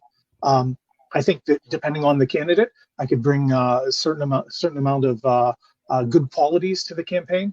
I am, obviously, if you have someone who is from the left, I'm from the right. That's a lot, kind of a unifying ticket. I'm more of a pragmatist. If you have someone who is more of a let's get it done now sort, so I could be a moderating influence, and I absolutely would be willing to run. But again, if that did not happen, if I ended up just being once again some guy from Pittsburgh, Pennsylvania, I would be doing my best and offering my services, and as in terms of campaign staff, in terms of helping out, in terms of traveling and speaking if need be, to whoever the nominees are. Okay, thank you, Mr. Robb. Mr. Kokesh, questions to you. Who the nominee is among our current candidates, I will be supporting them with veterans for whomever it happens to be. And we are going to be retaking the debates. We are going to guarantee that if the Libertarian Party candidate is not in the debates, the Republicans and Democrats will not be allowed to debate either. When we marched on the White House for Ron Paul in 2012 with the formation of veterans, we showed that we can organize veterans for Libertarian candidates, and we are going to do that this time in civil disobedience as Jill Stein, as Ralph Nader, as other presidential candidates shut out of debates have in the past. But this time we have a lot more people backing us up, including truckers who have organized shutdowns. We are going to gridlock the blocks around whatever the venue is and guarantee that if the Libertarian Party presidential nominee is not allowed to debate, the Republican and Democrat nominees will not be allowed to debate either. We will be the story and the bigger conversation. I would be happy to run as a vice presidential nominee with anybody who was actually running on a consistent principle platform that would not put me in the position of being president overseeing a involuntary, coercive, authoritative central government. If it was someone like Arvin Vohra or Dan Behrman or John McAfee, absolutely. As for Justin Amash, he wasn't in the race when I said this. I'm not sure how I feel about that. And he hasn't put out any kind of platform yet that I'm aware of. So I hope he has a principled one, but I'm not holding my breath. Just to go back, Bernard Johnson said in the comments, what can you do to get help get libertarians elected at the local level? Localization, localization, localization. Make the emphasis about communities. Make libertarianism about live and let live, and letting people have systems based on their values set up to meet their needs. That's how we support local candidates inherently built into the messaging of this campaign. Thank you, Mr. Kokesh. Mr. Behrman, the question's to you. So if the question was about anybody in this debate here tonight, I would say absolutely. But if the question is in general, absolutely not. I am not a straight party ticket voter. And this is something that the Libertarians tell Democrats and Republicans not to do. Don't vote straight ticket. In fact, we have a faction of the Libertarian Party that wants to eliminate that option from the ballot. So you're forced to go through every single choice and pick a name.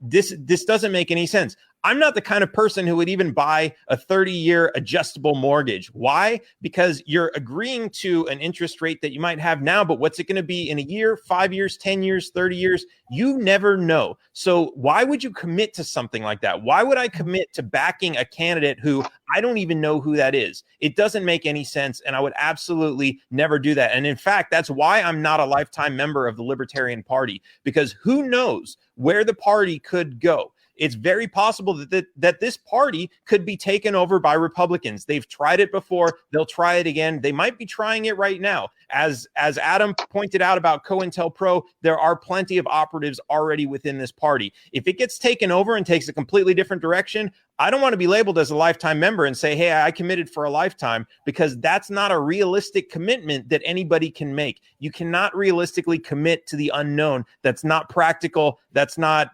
I would argue, not even libertarian.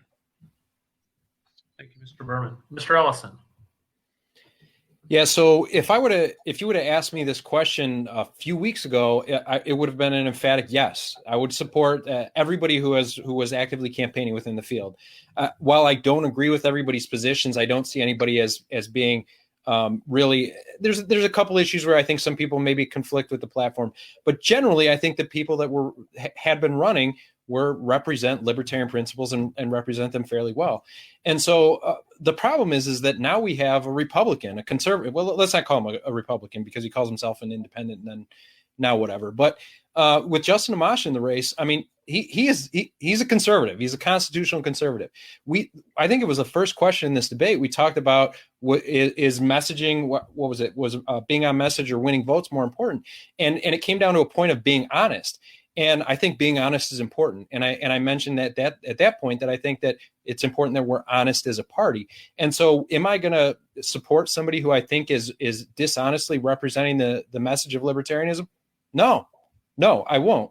Will I actively campaign against them? No. I'm not interested in hurting the party, but I'm not gonna perpetuate that lie. I'm not going to support a candidate who I think is really less than just not representing what libertarianism is about. I think it's bringing that conservative slant to the party is really detrimental to what we've been working on. As far as a VP, if somebody thought that I brought balance to their ticket or was a help to their campaign and the delegates approved me, yeah, I'd run. Am I going to run on somebody else's platform? Nope. You're going to get Brian Ellison the way Brian Ellison is. So what do I think my prospects are as far as that? Probably pretty slim. Mr. Ellison. All right. We have one final general question. Oh, Mr. Vohra. Mr. Vohra? I want to address something that Dan just said. And Dan is somebody that I've learned probably the most. Dan, I probably learned the most from you during this campaign of all the other candidates. And you're somebody that I have a lot of respect for. But I have to admit that I'm puzzled by your last comment, because how would the party look different if its goal was to support Republicans? For the last 3 election cycles, this party has nominated for its top of the ticket position a former Republican. We have become an organization that is essentially tricking libertarians into voting for Republicans. If there is some further co-opted level than that exists, I hope never to see it. But to me, it's kind of already here. I will support any candidate who is working to cut government only and not grow it at all. Adam, I would immediately support you. And I've already made that clear. Dan, I would immediately support you. I've made that clear. Brian, I would support you because you've only ever talked about cutting government. You never talked about growing it, as far as I know. Sam, you've only talked about cutting government and never growing it. But let me tell you this. If somebody's talking about cutting government about 90 to 99% of the time and just growing it for one thing, I'm not going to support that person, because I'm going to tell you what's going to happen. The media is going to latch onto that one bit of growth. The voters are going to talk about that one bit of growth. How do I know? Look what happened with Gary Johnson. People only talked about his fair tax, which was a type of growth in government. They only talked about his other ways in which he wanted to add things. With Justin Amash, he's already pledged, he's already indicated that he thinks we should grow government at the state level through Medicaid expansion. And he has already voted to increase funding for DC public schools, the worst public schools in the whole world. So I'm not going to support somebody who is going to grow government at all. I will only support people who will only cut government. As to VP, if that's something the delegates want, sure, but I'm going to be on message, and that message is cutting government and growing it never. Thank you, Mr. Vohra. One final general question, and then we're going to get into the closing arguments. And this is for all the candidates. What is your plan to obtain earned media for your campaign and to spread the message of liberty if you're the nominee? And what steps have you taken to date to both build up campaign infrastructure and to be in a position to run a national campaign? Mr. Kokesh, the question will go to you first.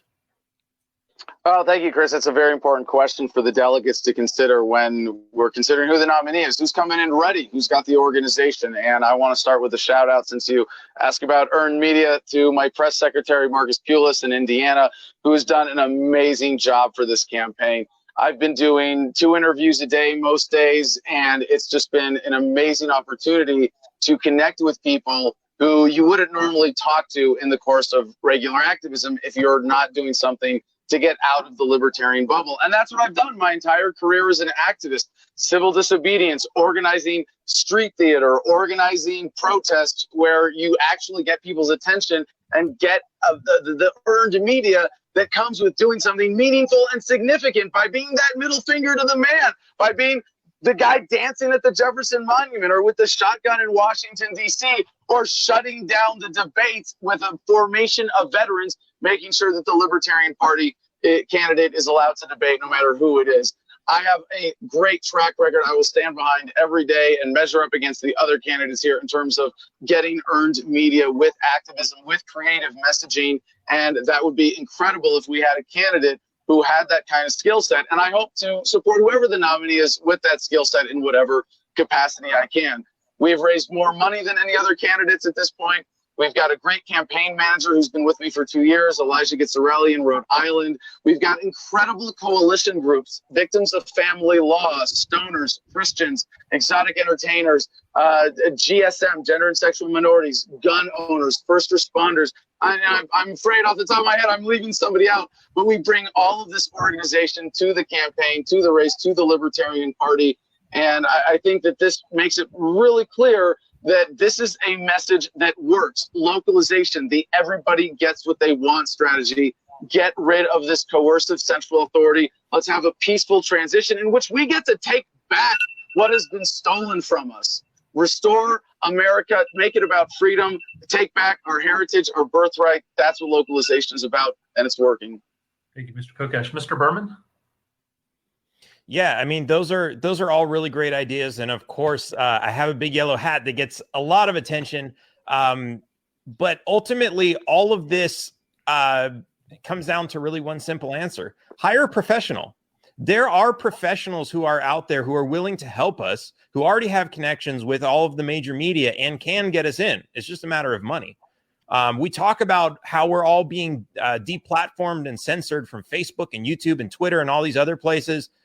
Yeah, the algorithms are working against us, but you throw a little bit of money at them and it works. Now, I know a libertarian candidate doesn't raise as much money as Bloomberg, but we have some money, enough to make things work. And we have a message that can resonate with people. And if we can really get a message to resonate with people, we can really make things happen. Look at Bernie Sanders.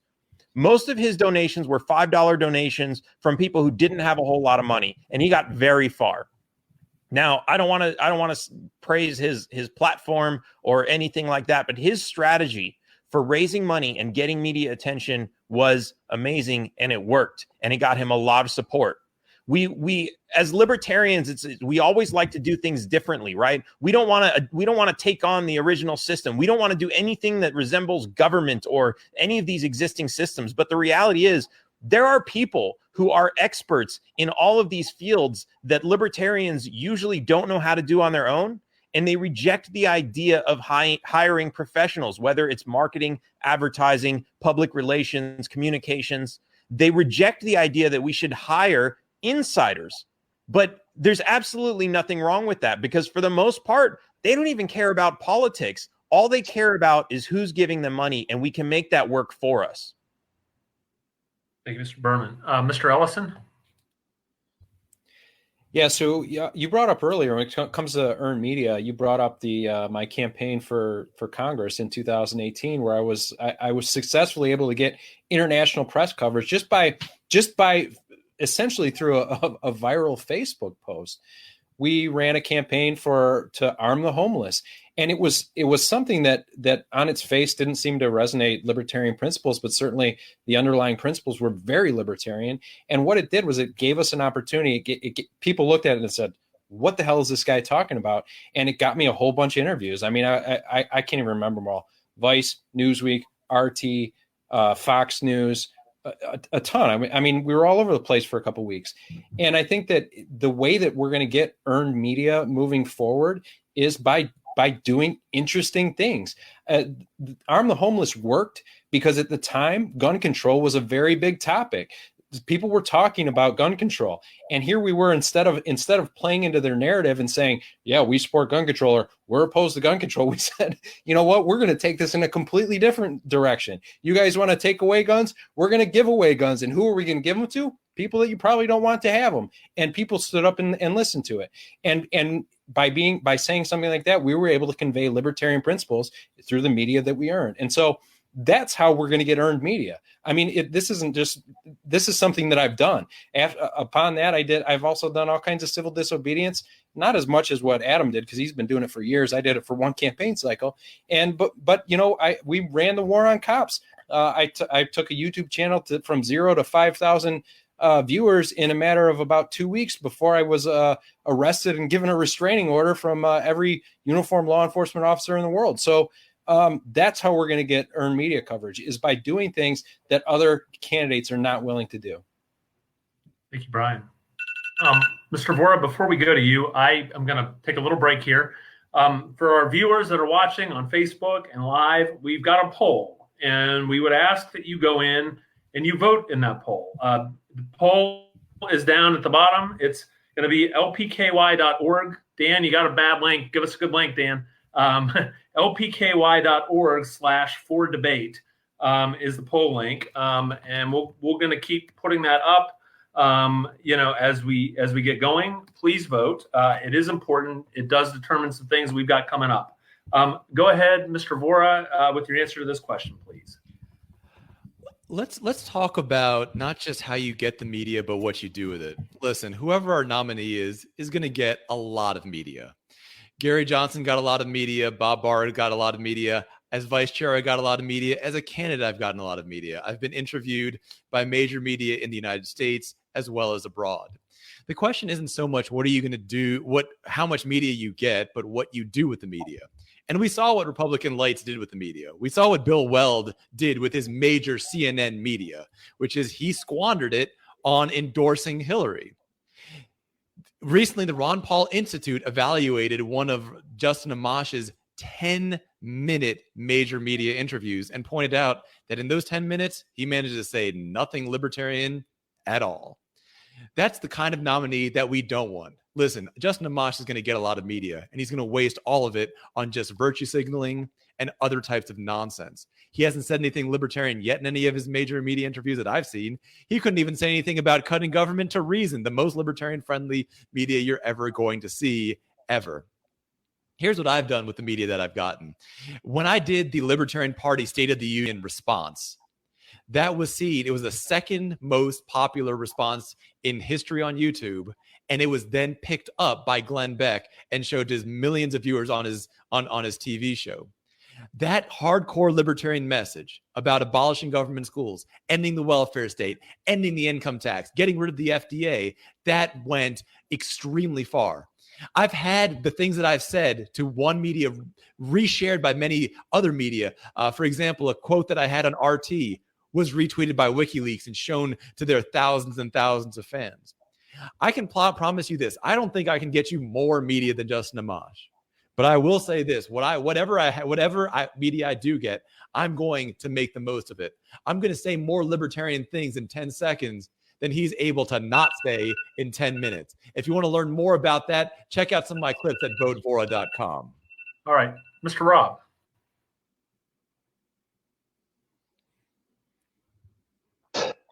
So here I am, just some guy from Pittsburgh, Pennsylvania. A year ago, I was unknown in the Libertarian Party. I don't wear a boot on my head. I don't have a fancy hat. I don't have a history of political activism. And yet here I am debating with these gentlemen. That's because I've got a platform that resonates with people. I've got a platform that Democrats and Republicans and independents look at and say, you know what? This makes sense. This is something that I can get behind. And this is something that I can support. It's a libertarian platform. It's a very pragmatic platform that ultimately has very radical ends. And people are comfortable with that. So what would I do to get earned media? What I would do is rely on the people that I'm here with right now. I would rely on Dan Behrman. I would rely on Vermin Supreme. I would rely on Adam Kokesh. I would rely on Brian Ellison, the experts who know what it means to get out there and to rally people, what it means to get attention, and what it means to bring notice to the party so that we can use that and turn that into an opportunity to talk to people where they are about the problems that they're facing, whether they're on the left or they're on the right, asking them, hey, what was the last time you had anything to do with government? What was the last interaction you had? Did you like it? Do you want more of that? No. Would you like to decrease the size of government? Oh, you're on the right. You say yes, but you would rather stay involved in these wars overseas. On the left, you don't want to decrease the size of government. Well, what about the war on drugs? Because that's being run by the government. We have a message that resonates with people. All we need to do is get that out and make that known. As far as fundraising goes, again, we are in a unique situation. Right now, you have major players in the technology industry who are looking at the Libertarian Party and thinking, you know what? I'm unhappy with the left. I'm unhappy with the right. I can't support Biden. I can't support Trump. Where am I going to go? Who is going to make this a country where I can do business? And the answer is the Libertarian Party. Thank you, Mr. Robb. Mr. Ellison has used a rebuttal card. Mr. Ellison? Yeah, I would really just like to reiterate a point that Arvin brought up, because I don't think it can be said enough, is we can talk all day long about getting media and getting in front of the spotlight and getting on all these news programs. But if we're not portraying libertarian messages, we're wasting our time. There's plenty of people out there that can get a ton of media. But if they're not going to sit down in front of that interviewer and answer the questions the way that any one of us would in this debate, then they're wasting their time. Arvin brought up that MSNBC interview with Justin Amash, where he sells himself as he's better than Biden and Trump because he's decent and he's respectable. Like, you know, if we as a party go forth selling an individual rather than selling our system that government is fundamentally flawed and government is not the answer. If we're not selling a system, then when Amash fails, if he's our nominee and he disappears from the party, just like all the rest of them do, then we've gotten nowhere with this candidacy. We need to use, whoever earns the media needs to be using it to promote libertarian ideas. Thank you, sir. Mr. Kokesh, 1 minute. Yeah, not so much a rebuttal, but I want to use my last time extension before we get to closers here and talk about something that's really important in this campaign and the libertarian movement when we see the world trending already towards localization, towards decentralization. And a lot of this comes down to monetary policy. And I know we haven't talked about this. It's kind of disappointing that it hasn't come up more or veteran suicides or Native American rights, things that are really critical and really benefited through localization. So I would just want to point out that, with John McAfee and my connections to the Bitcoin community, what we're going to be able to do is bring back End the Fed as a rallying cry and mean it in a whole new way. I think we need to really get in touch with these fundamental issues and look at what has worked in the past and adopt it to what the situation we are facing today is. End the Fed, localization, decentralization, secession, already polling higher than any Libertarian Party presidential nominee ever has. Thank you, Mr. Kokesh.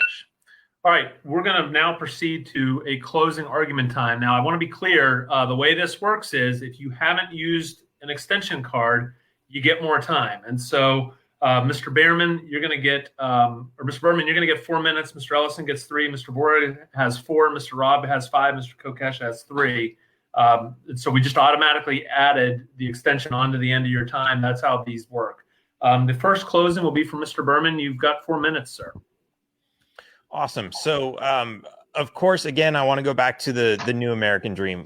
We as libertarians have to have something to sell. And if it's just libertarianism, what is that? It's such a big, complicated thing with so many different facets.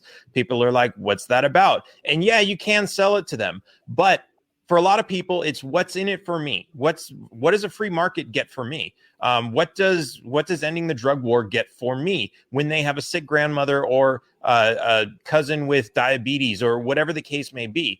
They're concerned about their personal issues, and we have to address those. And that's really what the New American Dream seeks to do.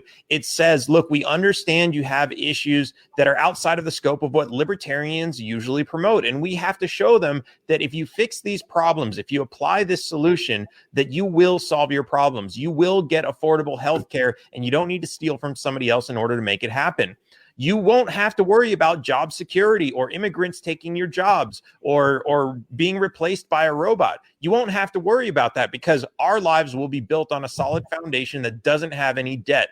We'll be earning more. We'll be retiring younger. We'll have savings so that when the next coronavirus comes around, whatever, because every year apparently we have this giant pandemic. When that happens again, even if they shut down the economy, we'll all be fine because we'll have money saved away and we don't have to rely on opening our business to cut hair just to put food on the table, as much as they have the right to be able to do that.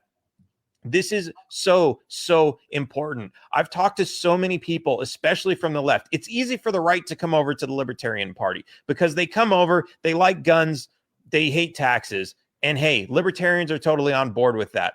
But they usually fight with us on open borders. Why? Because we don't address their issues. We talk about freedom when they're worried about their jobs. When we talk to the left, they disagree with us even more because while they like the idea of legalizing all kinds of drugs and allowing them the personal autonomy to do whatever they want with their own bodies, we completely reject the idea that somebody should help the fact that they have a sick grandmother or they can't afford to pay their rent. And I agree, we should not be taxing and spending to solve this problem, but we don't need to. There are absolutely libertarian solutions to solve these problems that involve completely getting rid of government programs. It's as easy as that. And once these people understand that, they no longer look at libertarians as the evil capitalists who just want the poor to die in the streets, and they start looking at us as problem solvers. Why do people vote for presidents? For us, for libertarians, we usually look for somebody who's either going to uphold the Constitution and restrict the government or somebody who's going to completely get rid of the government. But why do normal people vote for presidents? They want their problems solved. And if we're talking about getting rid of the government or reducing the size of government or making it constitutional, it goes in one ear and out the other for them, because that doesn't relate to their problems that they're trying to solve. Trump came in. What did he do? He declared war on the existing government, and he said, I'm going to solve some problems. I'm going to get America back on track. I'm going to create jobs. I'm going to put money in everybody's pocket. I'm going to make America great again. That's what he promised to give people. And how did he do a lot of that? By getting rid of some government programs. Now, of course, he added other government programs, and he's kind of a tyrant. He's not perfect, but that was a sales pitch that he gave people in order to get government out of the way. We can absolutely do the same as libertarians. We don't have to lie. We don't have to pander. We can stay on point. We can stay on message. We can absolutely do this, but we can turn people into people who understand that libertarianism is the right way to get what they want in life, to have a happy life, to not worry about debt, to not worry about rent. That's where we need to go with this country. It's an absolute libertarian principle, and it works with the left and the right. Thank you, Mr. Behrman. Mr. Ellison. So every 4 years, we as the Libertarian Party get a big stage to play on. Every 4 years, historically, for the last several cycles, we have conceded that stage to an outsider. This election cycle, we have a great opportunity. We have a guy in Dan Behrman with a big yellow hat who changed his middle name to Taxation is Theft. We got Adam Kokesh, who's a well-known civil disobedience political activist who wants to abolish the entire federal government. We have all these qualified candidates. We got a guy who puts a boot on his head and talks about giving everybody a free pony because he understands, like the rest of us, that the political system is a complete joke and he wants us to be in on it, right? We have so many opportunities to do great things. Like I said before, anybody who's been in this race longer than about 3 weeks is more than capable of picking up that libertarian flag and carrying it for this party. And I would be proud to support them. We need to seize the opportunity we have this year and put a libertarian message in front of the American people.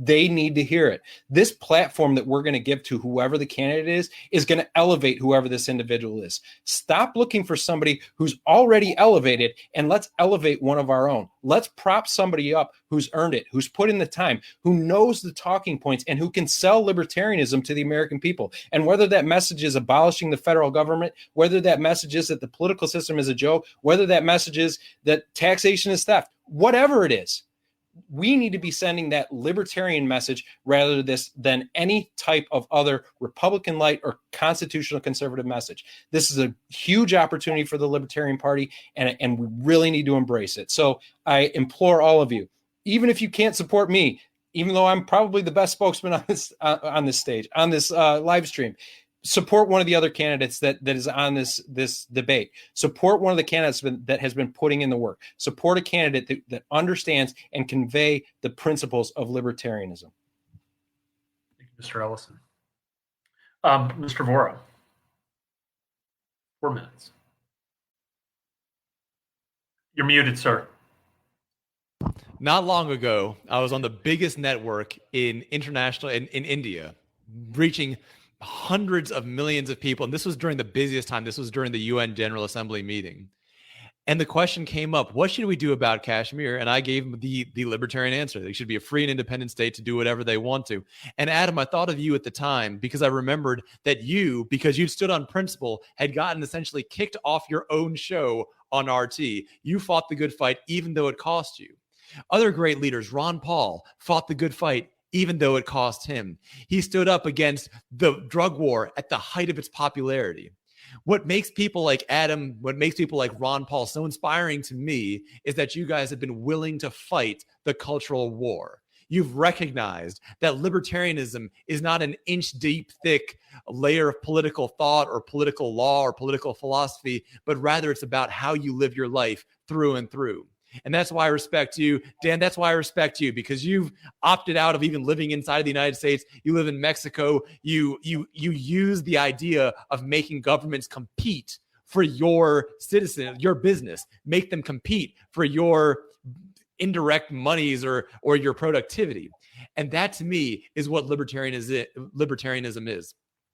Right now, at the top of at the front runners completely lack that. And they don't lack it because they're bad people. They lack it when they're trying to do good things. In fact, it's when they're trying to be most altruistic is where you see why they're entirely ill-suited to represent our movement. Consider Judge Jim Gray. One of the things he's involved in is in the Stay at School program, encouraging people to stay inside of public schools. He's not doing it maliciously. He's doing it because he believes it's the right thing to do. But the fact that he believes that that's the right thing to do makes him the absolute wrong candidate for our party. It makes him the wrong candidate for this movement. It makes him the wrong spokesperson for the culture war that we must engage in if we hope to change America.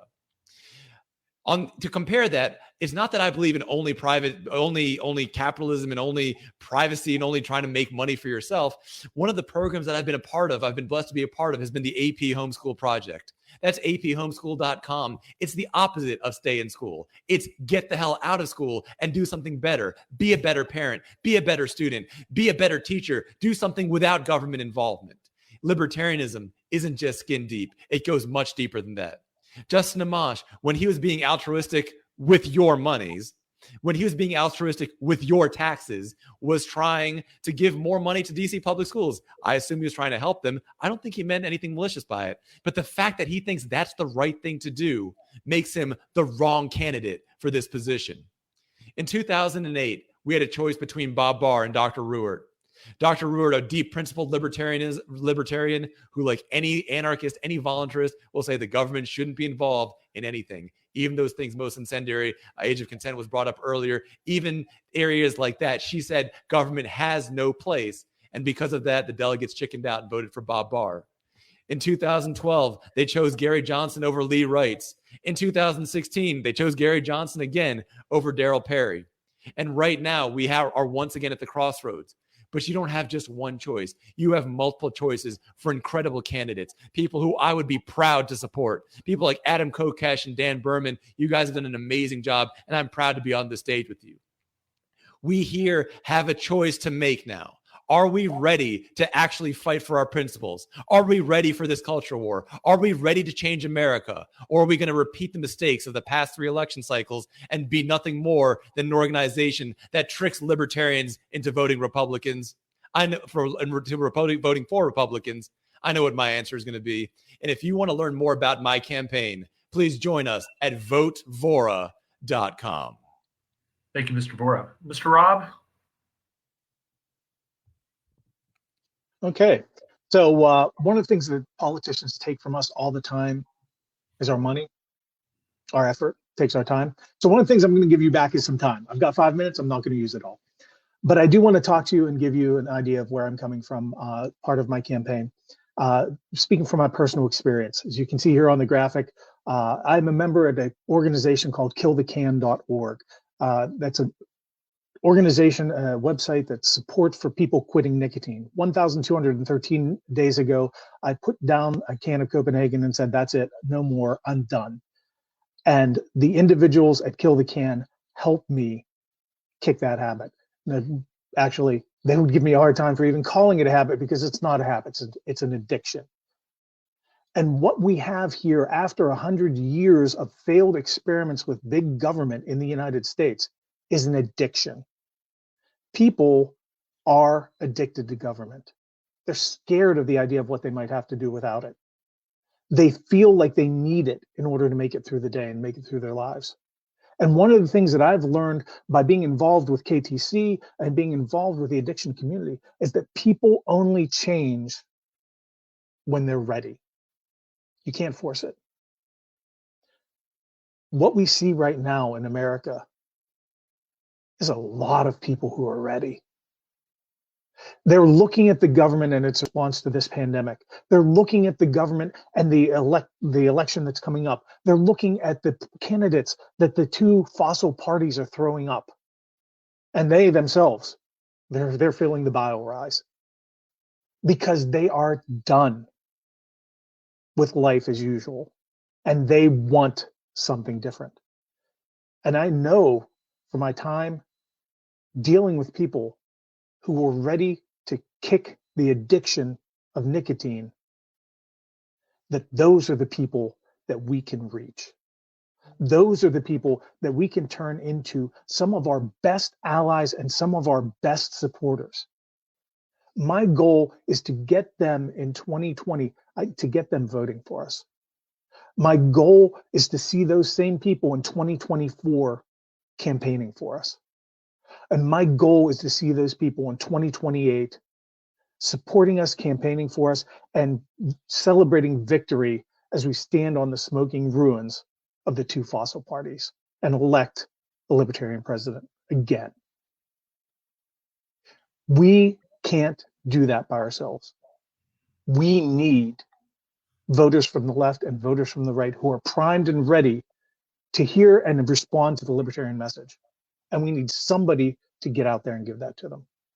I believe that I'm the candidate that can do that.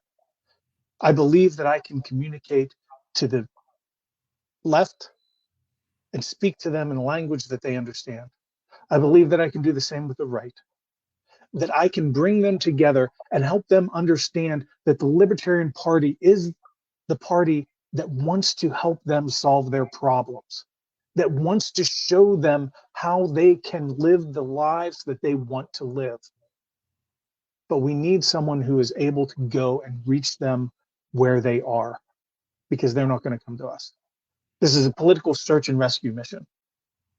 What we need is someone who can stand up next to Trump, next to Biden, and show the world, show America, that libertarians are the adults in the room, that we are the ones that are taking things seriously, that we are the party that is actually concerned not about winning an election, not about gaining power, but about them and their problems. That is how we win hearts and minds. That is how we win this election. And that is what I want to do for the Libertarian Party. Sam Robb, samrobb2020.com. Thank you, Mr. Robb. Mr. Kokesh, 3 minutes. Adam, you're on mute. Thank you. So thank you, Chris, and thank you to everybody who's watching. And I had some notes for my conclusion here, but I'm feeling so much love tonight in the room. And, at the risk of countering Sam's professionalism here, I do want to do something cool I've been waiting to do being at the very end for closing of a debate. But before I do that, please, lpky.org/4debate. Please go and vote for who you want to see in the next debate hosted by the Libertarian Party of Kentucky, which is doing an amazing job hosting this debate series. And if you're listening in for the first time and you're not a member yet, join the Party of Principle, lp.org. Read the platform, sign up. You can add /free membership if you don't want to give us $25, but we greatly appreciate that as well. So I'm just feeling so much love in this debate tonight. And in my activism, it's always been about the love and respect for your fellow human beings. That's always what's behind the message of freedom.